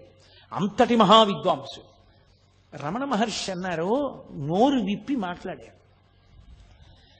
మంత్రజపం చేసినప్పుడు ఆ మంత్రం యొక్క స్వరం ఎక్కడ నుంచి బయటికి వస్తోందో ఆ మూల స్థానంలోకి లయమైపోవడమే జపం. మాట మాట్లాడుతున్నప్పుడు ఆ మాటలన్నీ ఎక్కడ ఉత్పత్తి అవుతున్నాయో ఆ ఉత్పత్తి అవుతున్న స్థానంలోకి లయమైపోవడమే తపస్సు. దీనికే తపస్సు అంటారన్నారు. అనగానే వెంటనే సంస్కృతంలో రమణ పంచకం చదివారు కావ్యకంఠ గణపతి ముని. చదివి, మహానుభావ, ఎన్నో గ్రంథాలు చదివాను కానీ ఇలా చెప్పిన వాణ్ణి నేను చూడలేదు. వెంకటరామన్ అని పిలుస్తున్నారు, కాదు, ఈయనకి నేను సరి అయిన పేరు ఇప్పుడు నేను ఉంచుతున్నాను. ఇక ఇవాళ నుంచి ఇన్ని అందరూ రమణ మహర్షి అని పిలవండి. ఈయన రమణ, లోకములను రమింపచేస్తారు. కాబట్టి మహర్షి. ఎందుకు మహర్షి అంటున్నానంటే, ఊర్ధ్వరేతస్కుడై, శాపానుగ్రహ సమర్థుడై, ఇంద్రియములను గెలిచినటువంటి వాడై, పరమేశ్వర తత్వాన్ని జీర్ణం చేసుకున్నవాడై బ్రహ్మమును తెలుసుకుని బ్రహ్మముగా నిలబడినవాడు కాబట్టి త్రికాలవేది కనుక ఈయన్ని మహర్షి అని పిలుస్తున్నాను. భగ అది ఉన్నవాడు భగవానుడు, పరమేశ్వరుడు అని పిలుస్తాం. భగము అంటే 6 ఉండాలి. ఆ 6 ఐశ్వర్యము, సమగ్రత్వము, ధర్మము, యశస్సు, శ్రియము, జ్ఞానము, వైరాగ్యము. ఈ 7 ఉంటే భగవంతుడు అని పిలుస్తారు. ఈ 7 పుష్కళంగా ఆయన యందు ఉన్నాయి. అపారమైన తపస్సు చేత మహర్షి అయి ఈ 7టిని పరమేశ్వరుడితో సమానంగా పొందారు కనుక ఇక నుండి వీరిని భగవాన్ రమణ మహర్షి అని పిలవండి అన్నారు. కావ్యకంఠ గణపతి ముని పెట్టినటువంటి పేరే భగవాన్ రమణ మహర్షి అన్న పేరు తరువాతి కాలంలో లోకంలో ప్రచారమైంది. అటువంటి రమణులు అరుణాచల పర్వతం మీద తిరుగుతుండగా వారికి కేవలం మనుష్యులతోటి సంబంధం కాదు, మీరు తపోనిష్టాగరిష్ఠులైనటువంటి వారు ఉన్న ప్రదేశాలని పరిశీలనం చేస్తే అక్కడ వారి తపస్సు యొక్క ప్రకంపనల చేత, తప ప్రభావం చేత సమస్త జీవులు వాటి మధ్య ఉన్న వైరాన్ని మరిచిపోయి ఏది దేన్ని చెనకదు. ఆయన స్కందాశ్రమానికి వెళ్ళారు. శిష్యులందరూ కలిసి ఆ పైన నీటి కయ్య, మామిడి చెట్లు అవి ఉన్నాయని అక్కడ చదును చేసి 2 గదులు ఆయన ధ్యానం చేసుకోవడానికి పర్వత గుహలా ఉండేటటువంటి ఓ గదిని నిర్మాణం చేశారు. నిర్మాణం చేసి ఆయన సుబ్రహ్మణ్యావతారం అని స్కందాశ్రమము అని పేరు పెట్టారు. ఇప్పటికీ చూడొచ్చు, అరుణాచల పర్వతం ఎక్కి చూడొచ్చు స్కందాశ్రమాన్ని. ఆ స్కందాశ్రమంలో ఆయన ఉండే రోజుల్లో ఒక పెద్ద పాము ఒకటి వెడుతోంది. అందరూ భయపడేవారు. ఆయన దాన్ని తేరిపారి చూస్తున్నారు. అది ముందు నడుస్తోంది, రమణులు వెనకాతల నడుస్తున్నారు. కావాలని కాదు, ఆయన మానాన ఆయన వెడుతున్నారు, అది ముందు వెడుతోంది. అది ఒక 2 రాళ్ల మధ్యలోకి వెళ్ళింది. వెళ్ళి కొంచెం ఇరుకున పడినట్టు అనిపించింది దానికి. ఆయన వెనకనే నడుస్తూ దగ్గరగా వచ్చారు. అదొక్కసారి తలెత్తి పడగ విప్పింది. ఆయన దాని కళ్ళల్లోకి అలా చూశారు. అది పడగ వాల్చేసి ఆయన పాదాల దగ్గరికి వచ్చింది. అది అప్పటి నుంచి రమణ మహర్షి శరీరం మీద ఎక్కి తిరిగే ప్రయత్నం చేస్తుండేది. అది ఆయన కాళ్ళు పట్టుకుని కాళ్ళు ఎక్కాలని చూసేది. ఏది? ఒక భయంకరమైన సర్పం. ఆయన దగ్గరకు వస్తే సమస్త ప్రాణులు శాంతి పొందేవి. ఆయన సోఫాలో కూర్చుని ఉండగా ఒక ఆయన 2 చిరుతపులి పిల్లల్ని తీసుకొచ్చాడు. అవి అకస్మాత్తుగా ఎగిరి సోఫా మీదకి ఎక్కితే 2 చిరుతపులి పిల్లలు ఏమవుతాయో అనుకున్నారు. ఆయన రెండిటిని దగ్గరికి తీసుకుని 2 చిరుతపులి పిల్లల మీద చేతులు వేశారు. అవి పిల్లి పిల్లల్లా కళ్ళు మూసుకుని ఆయన తొడ మీద తలలు పెట్టుకు పడుకున్నాయి. దాన్ని ఫోటోలు కూడా తీశారు కొంతమంది ఆ కాలంలో. అవి చాలా అలభ్యం, చాలా కష్టం మీద దొరుకుతాయంటారు. అలాగే కోతులలో తెగలు ఉంటాయి. ఒక తెగకి ఇంకొక తెగకి పడదు. 2 తెగలు దెబ్బలాడుకునేవి. దెబ్బలాడుకుని విపరీతంగా కొట్టుకునేవి. కోతికి కృతజ్ఞత ఎక్కువ. కోతి కృతజ్ఞత ప్రకటించదు. అది దాని లక్షణం. దాని లక్షణాల్లో ఒకటి కోతికి. అది 2 తెగలు దెబ్బలాడుకుని రమణులు విరూపాక్ష గుహ బయట ఉండగా వచ్చేవి.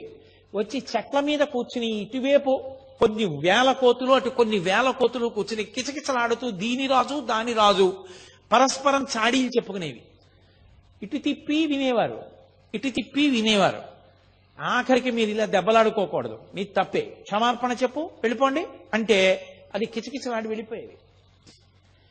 ఆయనకి ఎలా అర్థమయ్యేది? కోతి కిచకిచలాడితే ఆయనకి ఎలా తెలుసు? అన్ని వేల కోతులు తీర్పుగా ఆయన దగ్గరికి ఎందుకు వస్తాయి?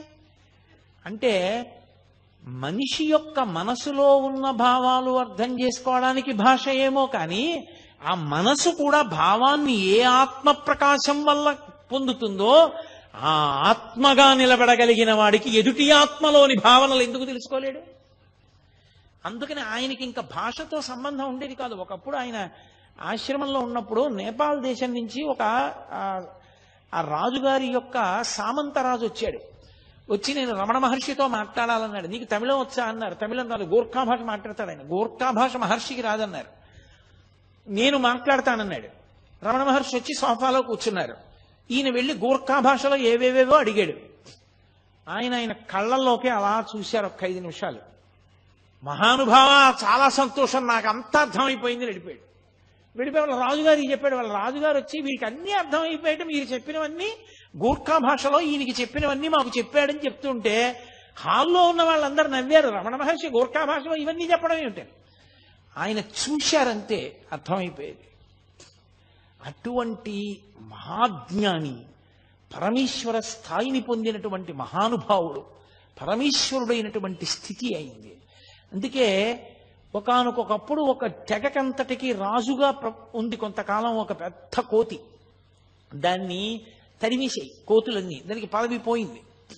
ఇద్దరు అనుచరులు మాత్రం పాపం పాతరాజు గారన్న బెంగతో ఎప్పుడూ అనుసరించి వస్తుండేవి. దానికి ప్రాణోత్క్రమణం అయిపోయే సమయం ఆసన్నమైంది. అది వచ్చి విరూపాక్ష గుహ ముందు తిరుగుతోంది.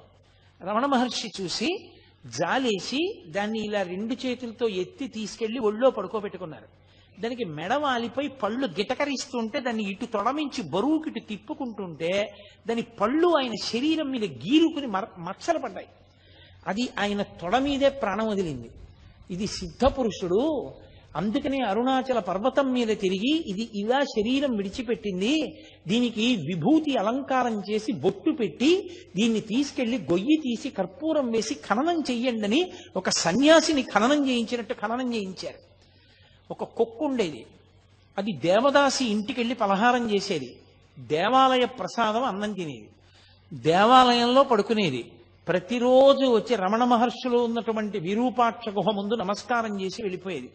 అది శరీరం విడిచిపెట్టినప్పుడు అలాగే చేయించారు. ఆయన దగ్గరికి ఎన్ని ప్రాణులో ఒక కుంటి కోతి ఒకటి ఉండేది. అది ఆయన అన్నం తింటుంటే అది అన్నం తినేది. అది వచ్చేది, ఒక గిన్నెలో దానికి అన్నం పెట్టేవారు. ఆయన తినడం మొదలెట్టే అది తినడం మొదలెట్టేది. కోతికి నిలకడ ఉండదు, అటు ఇటు నడిచి పరిగెట్టి పోసేస్తుంది. ఒక మెతుకు కింద పోయకుండా తినేది. ఒక రోజున అన్నం కింద పడేసింది. అది ఏమి ఇవాళ నీ బుద్ధి ఇలా తయారైంది, అన్నం కింద పడేశావు అన్నారు ఆయన. దానికి కోపం వచ్చి రమణ మహర్షి కంటి మీద కొట్టింది. ఆయన నువ్వు నా దగ్గరికి రావద్దన్నారు. అది ఏడుస్తూ వచ్చి ఒక వారం రోజులు పోయిన తర్వాత అన్నం తినడం మానేసి బతిమాలుకుంది ఆయన కాళ్ళ దగ్గర కూర్చుని, నన్ను మళ్ళీ మీ ఒళ్ళోకి తీసుకోండి, నాకు అన్నం పెట్టండి అని. ఆయన అన్నం పెడితే అది కలిసి అన్నం తినేది. అది ఒకానొకప్పుడు కోతులందరికీ రాజు అయింది. ఆయన అన్నారు నోటితో, నువ్వు ఒకనాడు రాజు అవ్వాలే కోతులకి అన్నారు. అది నిజంగా రాజు అయింది. వాళ్ళు ఎన్నుకుంటారట కోతుల జాతుల్లో కూడా. ఎన్నుకుని అది వచ్చి భగవాన్కి స్కందాశ్రమంలో ఉండగా వచ్చి నమస్కారం పెట్టుకుంది. నమస్కారం పెట్టుకుంటే ఆయన అన్నారు అన్నం తినన్నారు. అంటే అది తిననని చెప్పి సంజ్ఞ చేసి వెళ్ళి చెట్టు మీద కూర్చుంది. 20 రాణులు. వానర జాతిలో ఏంటంటే అంతవరకు ప్రభువుగా ఉన్నవాడి రాణులు కొత్త ప్రభువుకి రాణులు అయిపోతారు. అందుకని రాణులతో కూర్చునుంది. అందుకని అక్కడ అన్నం తింది. ఆ తర్వాత ఇన్ని ప్రాణులు, ఒక ప్రాణి కాదు. ఆ కూరలవ్వ అని ఒక ఆవిడ ఉండేది. ఆవిడ పాపం ఆకుకూరలు తెచ్చి ఉడికించి రమణ మహర్షికి పెడుతూ ఉండేది అరుణాచల పర్వతం మీద ఉన్నప్పుడు. ఆవిడ మహాతల్లి లక్ష్మి అనేటటువంటి ఒక ఆవు రూపంలో పుట్టి ఆశ్రమానికి వచ్చింది.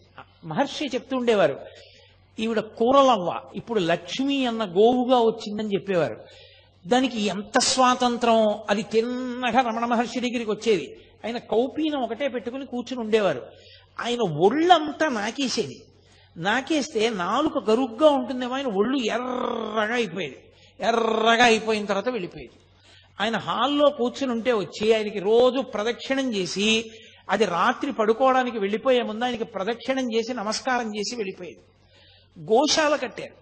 గోశాల కడితే గోశాలలోకి ఆ ఆవుని పంపిస్తున్నారు. అది వెళ్ళలేదు. ఎంత తోసినా వెళ్ళలేదు. అది అందరినీ తప్పించుకుని పరిగెత్తుకుంటూ హాల్లోకి వచ్చి రమణ మహర్షి ముందు నించుంది. ఆయనకు అర్థమైంది, ఓ నేను గృహప్రవేశం చేస్తున్నాను గోశాలలోకి, మీరు లేకపోతే ఎలా రమ్మంటోందని. ఆయన లేచి వచ్చారు. ఎందుకు దాన్ని అలా ఇబ్బంది పెడతారు, అది నేను వచ్చాక గృహప్రవేశం చేస్తానంటోందన్నారు. అప్పుడు భగవానులతో కలిసి అది గృహప్రవేశం చేసింది. దానికి అంత చేరిక, ఎంతమందిలో ఉన్నా సరే అది టీవీగా నడిచి వచ్చి రమణ మహర్షి దగ్గరికి వచ్చి ఆయన్ని నాకేసి ఆయనకి ప్రదక్షిణం చేసి నమస్కారం చేసి వెళ్ళిపోయేది. ఆఖరణ దానికి ప్రాణం పోయేటప్పుడు కూడా అలాగే ఉగ్గపట్టుకుంది ప్రాణాలు. రమణ మహర్షి వెళ్ళి దగ్గర కూర్చుని ఒళ్ళో తల పెట్టుకుని, ఏమ్మా బాధగా ఉందా లక్ష్మి అని ఒళ్ళు నిమురుతుంటే ఆయన వంకే చూస్తూ ప్రాణం వదిలేసింది. ఇప్పటికీ రమణ మహర్షి ఆశ్రమంలో సమాధులుంటాయి. వెనక్కి వెళ్ళి చూస్తే అందులో ఆ లక్ష్మి గోవు అని ఆవు బొమ్మేసి సమాధి ఉంటుంది. అది ఒక సిద్ధయోగి చిట్ట చివరికి ఇలా వచ్చి ఒక గోవు రూపంలో సేవించిందని ఆయన దానికి సన్యాసిని ఎలా పూడుస్తారో అలా ఖననం చేసి సమాధి నిర్మాణం చేశారు. అలా ఒక కాకి ఒక గ్రద్ద పొడిస్తే వచ్చి రమణ మహర్షి దగ్గర పడిపోయింది. ఆయన దాన్ని ఒళ్ళో పెట్టుకునేవారు. అది అలా వారం రోజులు ఉండి ఆయన ఒళ్ళోనే పడుకుని ఒళ్ళోనే ఉండి ఒళ్ళోనే వదిలిపెట్టేసింది ప్రాణం. ఉడతలు పరిగెడుతూ ఆయన దగ్గరికి వచ్చి ఆయన ఒంటి మీద ఎక్క ఆడుకుంటూ ఉండేవి. ఆయన జీడిపప్పు తెచ్చి చేతిలో పట్టుకుంటే తినమంటే తినేవి కావు. ఉడతలన్నీ వచ్చి చుట్టూ చేరితే ఆయన ఒక్కొక్క జీడిపప్పు పెడితే ఈ ఉడతలన్నీ తింటూ ఉండేవి. పాము వచ్చి పడగపట్టి నించునేది, నెమలు వచ్చి అక్కడ నించునేది. నెమలి పావుని కొట్టేది కాదు, పావు నెమల్ని చూసి భయపడేది కాదు. అన్ని ఉడతలు ఆయన ఒంటి మీద తిరుగుతూ ఆడుకుంటూ ఉండేవి. పూర్వం మనం కాశీఖండంలో అగస్త్య మహర్షి యొక్క ఆశ్రమం గురించి చదివితే ఎంత విచిత్రంగా ఉంటుందో. ప్రాణులు తమ మధ్య వైరాన్ని కూడా మరిచిపోయి ఎలా తిరుగుతాయని చెప్తారో అలా తిరుగుతూ ఉండేవి ప్రాణులన్నీ ఆయన దగ్గర. జాక్ అని ఒక కుక్క, ఎంత విశ్వాసం మహర్షి అంటే. అంత విశ్వాసం ఉన్న కుక్క అది భీష్మాచార్యుల వారిలా ఉత్తరాయణ పుణ్యకాలం వచ్చే వరకు ప్రాణాలు ఒగ్గపట్టుకుని అపరభీష్ముడిని పిలిచారు ఆయన దాన్ని.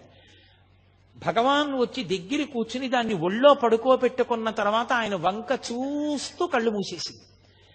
ఇప్పటికి జాక్ ది డాగ్ అని రాసి ఆ కుక్కకి కూడా సిద్ధ పురుషుడు ఆఖరిసారి ఇలా శరీరం విడిచిపెట్టారని దానికి సమాధి కట్టించారు. త్రికాలవేది ఎక్కడ ఎన్ని ప్రాణులు ఆయన కోసం వస్తే అన్ని ప్రాణులతో మాట్లాడుతుండేవారు. అన్నీ ఆయనని చూసి పరవశించిపోతుండేవి. ఇన్ని ఆయన చుట్టూ చేరుతుండేవి. భగవంతుడి చుట్టూ సమస్త ప్రాణులు ఎలా తిరుగుతాయో రమణుల చుట్టూ అలా తిరుగుతుండేవి. అళగమ్మ గారు స్కందాశ్రమంలోకి వెళ్ళిన తర్వాత ఆవిడికి అనారోగ్యం వచ్చి ఇక ప్రాణోత్క్రమణం అయిపోయే సమయం ఆసన్నం అయిపోయింది. ఇక మాట పోయింది. ఆవిడ్ని పడుకోబెట్టి ఇప్పటికీ ఉంటుంది ఆ గది. అళగమ్మ గారికి మోక్షం ఇచ్చిన గది అని రాసుంటుంది, మనం లోపలికి వెళ్ళి చూడొచ్చు.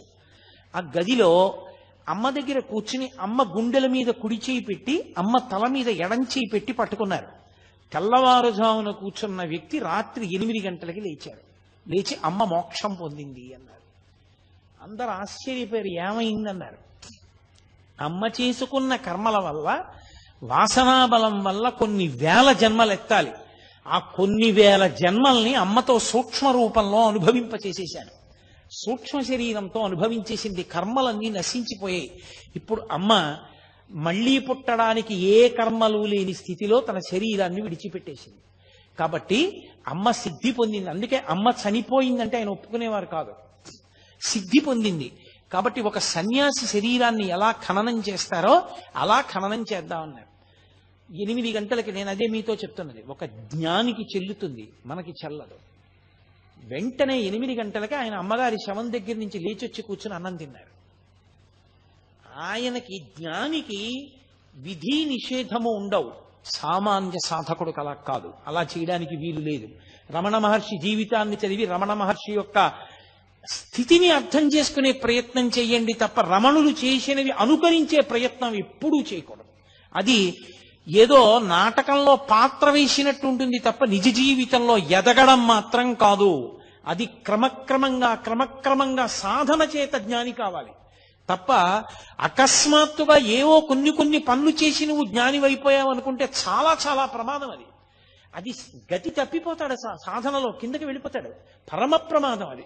సరే, నేను దాని గురించి హెచ్చరికతో కూడిన ప్రసంగం ఎందుకు చెయ్యాలి, రమణతత్వం గురించి మాట్లాడే ప్రయత్నం చేస్తాను. ఆయన ఆ మూడో తమ్ముడు మహానుభావుడు, పెద్ద ఆయన ఎలాగో నాగస్వామి శరీరం వదిలిపెట్టారు, రెండో ఆయన భగవాన్ రమణులైపోయారు, మూడో ఆయన తన భార్య చనిపోయింది, ఆ కొడుకుని తీసుకెళ్లి చెల్లెలు అలివేలు మంగ దగ్గర వదిలేశారు.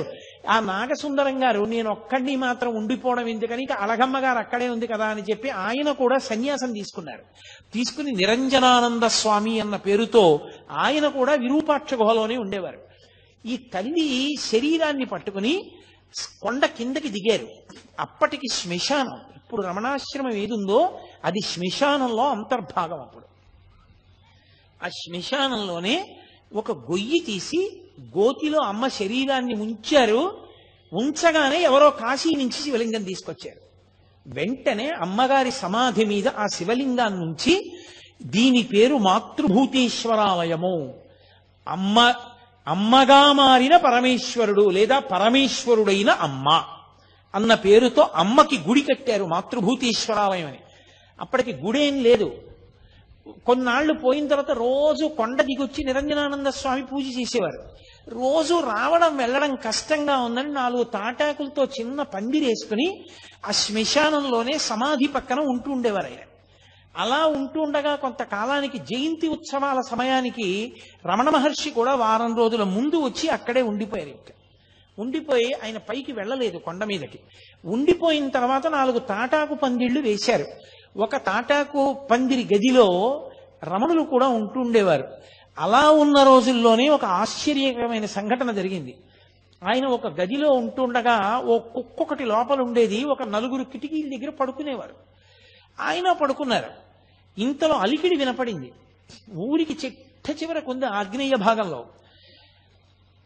ఏమైంది, దొంగలు వచ్చారేమో అని అక్కడ ఉన్నవాళ్ళు లేచి కిటికీలోంచి చూశారు. చూసి 6 ఉన్నారు అన్నాడు లోపల ఉన్న అతను. కనపడ్డారు బయట 6 దొంగలు.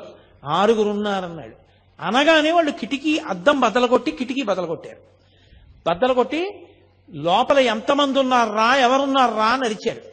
అరిచేటప్పటికీ రమణులు ఆయనకి నిద్ర ఏమిటి, శరీరం నిద్రపోతుంది. ఆయన కూర్చుని అన్నారు, తలుపు తీయండి, వారిని రమ్మనండి, వారికి కావలసినవి ఏ ఉన్నా తీసుకుని వెళ్ళమనండి అన్నారు. అంటే వాళ్ళు దొంగలు చాలా ఉద్రేకంగా ఉన్నారు, వాళ్ళు మనని కొడతారేమో అన్నారు. వాళ్ళు పాపం ఆ స్థాయిని ఇంకా పొందలేదు, వాళ్ళు దొంగతనంలో ఉన్నారు, వాళ్ళు ఉద్రేకపడచ్చు, కానీ మనం ఎందుకు ఉద్రేకపడాలి, తప్పు కదా, తీయండి తలుపు అన్నారు. అంటే తలుపు తీశారు. తలుపు తీసి లోపలికొచ్చి వాళ్ళు బడిత కర్రలు పెట్టి ఆ చుట్టూ ఉన్న వాళ్ళని అరిచిన కుక్కని కూడా కొడితే కుక్క భయపడిపోయి పారిపోయింది గదిలోకి. వాళ్ళు కూర్చున్న రమణుల దగ్గరికి వచ్చారు. వచ్చి ఏం దాచావు చెప్పు, నీ దగ్గరికి చాలా మంది వస్తారు కదా, ఎంత ఉంది చెప్పమన్నారు. ఏమీ లేదు, ఉన్నవన్నీ అక్కడే ఉన్నాయి, మీకు కావలసినవి ఏ ఉన్నా మీరు పట్టుకెళ్ళవచ్చు అన్నారు. వాళ్ళు బడితి కర్ర తీసి ఆయన ఎడమ తొడ మీద కొట్టారు. బలంగా కొట్టే వెంటనే ఇలా తట్టు తేరిపోయింది. అంత దెబ్బ కొట్టే అబ్బా అని కూడా అనలేదు ఆయన. అలాగే కూర్చుని ఇక్కడ కూడా కొడతారా అని అడిగారు. అసలు బుద్ధి ఉందా వీడికి, అంత దెబ్బ కొడితే ఇక్కడ కొడతావా అని అడుగుతాడేంటి అని ఆ శిష్యులు అందరినీ కొట్టారు. కొట్టిన తర్వాత వెతికారు. ఏదో 4 రూపాయలను, యాపిల్ పండు, కొద్దిగా బియ్యం అవి ఏవో దొరికాయి. అవే మూట కట్టుకుని వెళ్ళిపోయారు. వెళ్ళిపోతుంటే ఈయన్ని బయటికి పొమ్మన్నారు. అంటే వెళ్ళి ఉత్తర గృహంలో ఒక చిన్న తాటాకు పందిరి కింద కూర్చున్నారు. ఒక అతను చూశాడు, రామకృష్ణ అని అతను చూశాడు, ఇంత తట్టుంది తొడ మీద, ఇంత దెబ్బ కొడతారా అని ఇనప ఓచొకటి తీసుకుని ఇవాళ ఒకడినైనా చంపేస్తానని వెళ్తున్నాడు. రమణులు పట్టుకుని అన్నారు, అన్నం తింటున్నప్పుడు నాలుక పళ్ళ కింద పడుతుంది ఒక్కొక్కసారి. పళ్ళు నాలుకని కొరికాయని నాలుకది తప్పని నాలుక కోసుకుంటావా? నాలుక సరిగ్గా ఉన్న పళ్ళే కొరికాయని పళ్ళు పీక్కుంటావా? పళ్ళు నావే, నాలుక నావే, వాళ్ళు ఈశ్వరుడే, నేను ఈశ్వరుడే. ఇంత గొప్ప పూజ నాకెవరు చేస్తారు? ఎంత మంచి పూజ చేశారు. వాళ్ళు దొంగలు కాబట్టి పాపం వాళ్ళకి తగిన సంస్కారం లేదు. వాళ్ళు ప్రవర్తించినట్లుగా మనం ఎందుకు ప్రవర్తించడం, తప్పు అలా చేయకూడదు, ఊరుకోండి అన్నారు. వాళ్ళు వెళ్ళిపోయారు. మరునాడు ఈ విషయం కర్ణాకర్ణిగా పోలీసులకి తెలిసి పోలీసులు వచ్చారు. కనీసం కొట్టారని దెబ్బ కానీ ఏమీ చూపించలేదు మహర్షి. కానీ దొంగలు పట్టుబడ్డారు, వాళ్ళని జైల్లో పెట్టారు. తర్వాత నేను మీతో ఎందుకు మనవి చేస్తున్నానంటే, నిద్దట్లో దొంగలు వచ్చారు, కర్రలు పెట్టి కొడుతున్నారు అంటే ఎవరైనా ఎంత ప్రతిస్పందించాలి? అప్పుడు కూడా ఆయనది ఉదాసీనమే, అదే స్థాయి, అంతే ప్రేమ. అమ్మని పిల్లాడు పిలిచి ఎవరితోనో మాట్లాడుతుంటే అమ్మ పలకలేదని కోపం వచ్చి చెళ్ళని చంపకాయ కొడితే ఏమిటది అని ఊరుకున్న అమ్మలా, పిల్లవాడికి తెలియదని క్షమించేసిన తల్లిలా, క్షమించేయడమే తప్ప కనీసం దొంగల మీద ఒక చిన్న కంప్లైంట్ ఇవ్వలేదు. ఎప్పుడూ ఆయన అసలు మళ్ళీ ఆ సందర్భాన్ని స్మరించలేదు. అటువంటి మహానుభావుడు మెల్లిగా ఏదో ఆశ్రమం అలా తాటాకు పందిళ్ళు గదులు మెల్లిగా ఏదో సిమెంటుతో కట్టినటువంటి గోడలు గదులు ప్రారంభమయ్యాయి. సూర్య నాగమ్మ గారు, నేను ఈ మిగిలిన ఉపన్యాసాల్లో ఎక్కడో దాని గురించి స్పృశిస్తాను తప్పకుండా, ఒకానొకప్పుడు హఠాత్తుగా రమణుల యొక్క శిల్పమూర్తిని తెప్పించారు. ఆవిడ తెల్లబోయారు సూర్యనాగమ్మ గారు. ఇదెందుకు ఈ శిల్పం అన్నారు. ఏమో ఇక శిల్పం అవసరం వచ్చిందేమో అన్నారు. ఇచ్చమ్మాళ్ళని ఒక మహాతల్లి పరమభక్తురాలు, ఆవిడ వెళ్ళిపోయింది, శరీరం వదిలేసింది. ఆవిడ ఎక్కడో శరీరం వదులుతుంటే ఇక్కడ అకస్మాత్తుగా ఆయన మౌనంలోకి వెళ్ళిపోయి ఒళ్ళంతా కాంతిపుంజం అయిపోయింది. 2.5 గంటల తర్వాత కాంతి ఆయన వదిలి ఆయన బహిర్ముఖులయ్యారు. ఖచ్చితంగా ఎన్ని గంటలకు ఆయన్ని కాంతిపుంజం పట్టుకుందో, ఆయన మౌనంలోకి వెళ్ళిపోయారో ఖచ్చితంగా ఆ సమయానికే ఇచ్చమ్మాళ్ళు అక్కడ శరీరం వదిలేసింది. పరమ భక్తురాలు ఆవిడ. ఆయన దగ్గరికి వచ్చి చెప్పారు వాళ్ళు, ఇచ్చమ్మాళ్ళు వెళ్ళిపోయిందని. తెలుసు ఇచ్చమ్మాళ్ళు వెళ్ళిపోయింది అని ఆయన అన్నారు. ఆవిడికి సమయం ఆసన్నమైంది, దీనికి ఎప్పుడో అన్నారు. అది మొట్టమొదటి మాట అవతార పరిసమాప్తికి. అందరూ హడిలిపోయారు, ఏమిటి ఇలా అంటున్నారని. తరువాతి కాలంలో మెల్లగా సర్కోమా పొడసూపింది. ఎడమ చేతి మోచేతి పైన ఒక చిన్న గడ్డలా ఒకటి వచ్చింది. వచ్చి అది మెల్లిగా పెద్దదై అది బద్దలై అందులోంచి నెత్తురు కారడం మొదలుపెట్టింది. ఇంత నెత్తురు కారిపోతోంది, నీరసపడిపోతున్నారు రోజు రోజుకి అని చుట్టూ ఉన్న వాళ్ళందరూ బెంగ పెట్టుకున్నారు. ఆకులు తీసుకొచ్చారు, పసర్లు పిండారు, రేడియం సూదులు తీసుకొచ్చారు, సూదులు గుచ్చి కట్టు కట్టారు. అందరూ ఆయన దగ్గరికి వెళ్ళి, భగవాన్ మీకు పుండు పుట్టిందా అనేవారు. ఆయన అనేవారు, నాకు పుండు పుట్టలేదు, పుండుకి పుండు పుట్టింది అనేవారు. ఈ శరీరమే పుండు, సుఖ దుఃఖములు అనుభవించడానికి వచ్చింది, ఈ పుండుకో పుండు పుట్టింది అనేవారు. అది అలా నెత్తురు కారిపోతుండేది. ఆఖరికి దానికి ఆపరేషన్ చేశారు. ఆపరేషన్ చేసి పుండు తీసేశారు. మళ్ళీ అది సెలవేసుకొచ్చి మళ్ళీ పుండు మీద ఇంకో పుండు వచ్చింది. అది అలా నెత్తురు కారుతూనే ఉండేది. అది విపరీతమైన పోటుట సర్కోమా. ఎవరైనా వచ్చి భగవాన్ అంత నెత్తురు కారుతోందంటే ఆయన అనేవారు, ఇది శమంతకమణి, ఎంత ఎర్ర బంగారం పెడుతోందో చూశారా అనేవారు. ఒకానొక సందర్భంలో జలగలతో కరిపించారు. అది నెత్తురు తాగేస్తుంది, చెడు నెత్తురని. అవి విడిచిపెట్టలేదు, తాగి అలాగే స్తబ్దుగా ఉండిపోయాయి. ఏమిటి జలగలు అలా ఉండిపోయాయి అన్నారు ఎవరో. దానికి కూడా సమాధి స్థితి అబ్బిందేమో అన్నారు. దానికి ముగ్గు వేసి లాగేశారు ఆ జలగల్ని. అవి చిన్న మాంసం ముక్కలతో ఊడిపోయాయి. ఆయనకి ఎనస్థీషియా ఇస్తామన్నారు. నాకు మత్తెందుకు, దీన్ని మీరు కోసుకుంటానంటున్నారు, కొయ్యండి, నేను సాక్షిని అన్నారు. అంతటి సాక్షిత్వాన్ని పొందినటువంటి మహాజ్ఞాని, మహానుభావుడు. అటువంటి స్థితిని చేరిపోయినటువంటి భగవానులు అప్పుడు కూడా, ఆ స్థితిలో కూడా వేదపారాయణం జరిగేటటువంటి సమయంలో మాత్రం బయటికి వచ్చి కూర్చుని దర్శనమిస్తుండేవారు.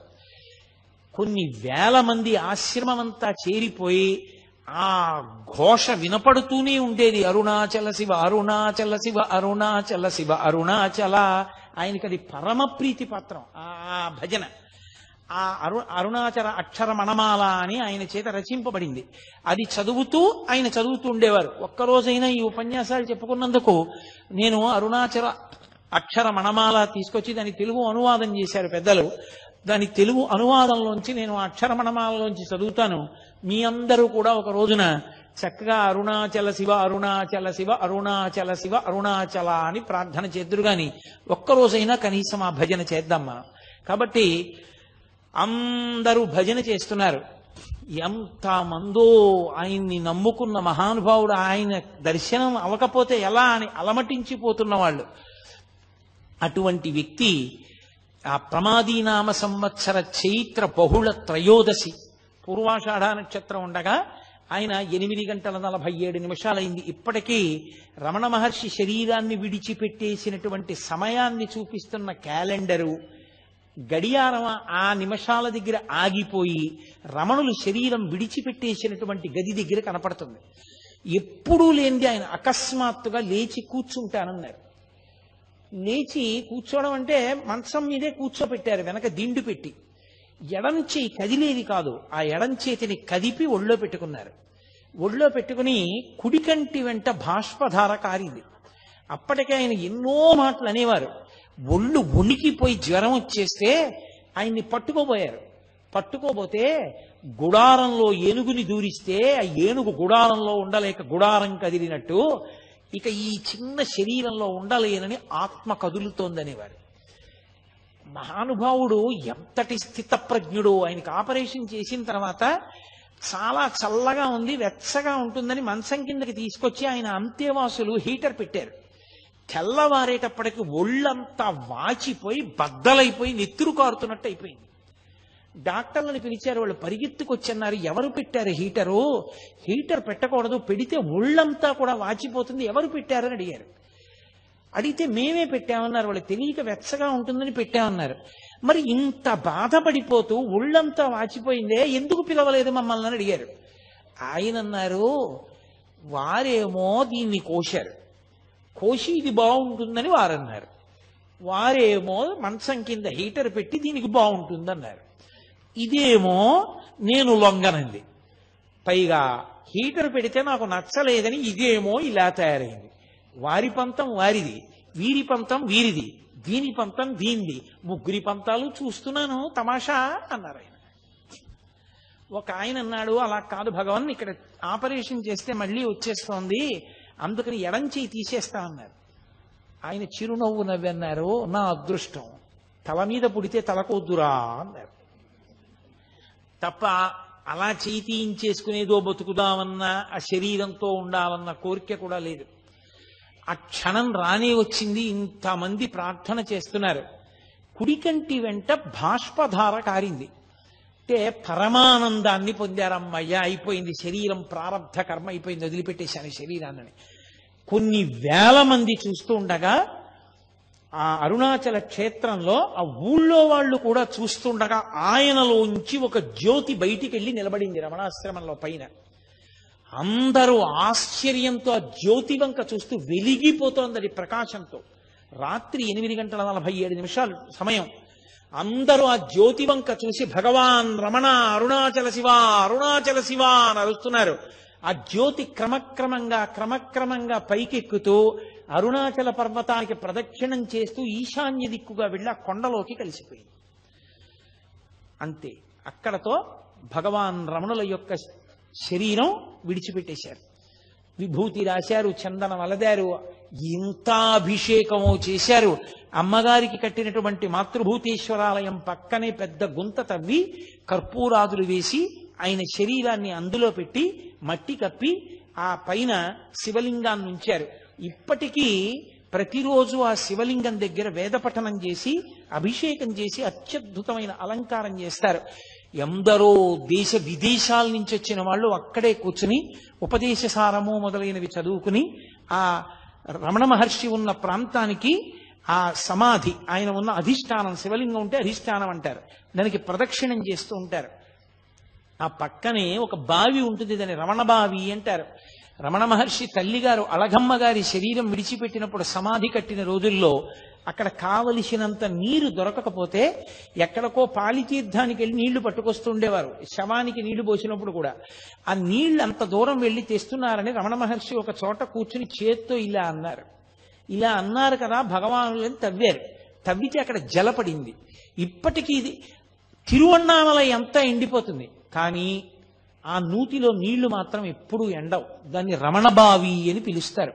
దాన్ని అఘశమన తీర్థము అని పిలుస్తారు. అఘములంటే పాపములు, పాపములను శమింపచేయగలిగిన తీర్థము రమణ తీర్థము, అఘశమన తీర్థము. రమణులు ఉన్నంత కాలం కూడా ఆ అందులో ఉన్నటువంటి తీర్థంతోటే మాతృభూతేశ్వరాలయంలో అర్చనలన్నీ జరుగుతూ ఉండేవి. మహానుభావుడు పుట్టినప్పుడు కనులు లేని కబోది ఒక జ్యోతి పుట్టిందిరా, వెలిగిపోతోంది పురుటి గదిలో అంది. మీతో మనవి చేశాను నేను మొదటి రోజున. ఆయన ఆఖరణ శరీరం విడిచిపెట్టినప్పుడు కొన్ని లక్షల మంది ప్రత్యక్షంగా జ్యోతి పైకెక్కి అరుణాచల పర్వతంలో, అరుణాచల శిఖరంలో కలిసిపోవడాన్ని చూశారు. అలా చూసిన వాళ్ళల్లో నాకు చాలా చాలా గొప్పగా నేను చెప్పుకోగలిగింది, నా జీవితంలో సంతోషకరమైన విషయం ఏంటంటే, నా కూతుర్ని ఏ ఇంటికి ఇచ్చి పెళ్లి చేశానో, నా కూతుర్ని ఏ ఇంటికి ఇచ్చి పెళ్లి చేశానో ఆ నా వియ్యపురాలిని కన్న తండ్రి గారు కూడా అరుణాచలంలో రమణ మహర్షి యొక్క జ్యోతి వెళ్ళిపోతుండగా చూశాడు. చూసి ఆ రోజుల్లో ఆయన అదేమిటి జ్యోతి వెడుతోంది, రమణులకు ఏమైనా అయిందా అన్నారు. ఆ జ్యోతిని చూసి తిరువన్నామలై ఎంత పరిగెత్తింది రమణాశ్రమానికి, ఏమైంది రమణులకని. ఆ జ్యోతి రూపంలో ఆయన వెళ్ళిపోయారు. జ్యోతిగా పుట్టి జ్యోతిగా వెళ్ళిపోయారు. జ్యోతి స్వరూపడిన సుబ్రహ్మణ్యుడిగా, సుబ్రహ్మణ్యావతారంగా, సద్గురువుగా, మహాజ్ఞానిగా, గొప్ప వైరాగ్య చక్రవర్తిగా, బ్రహ్మవిద్ బ్రహ్మైవ భవతి అనేటటువంటి మాటకి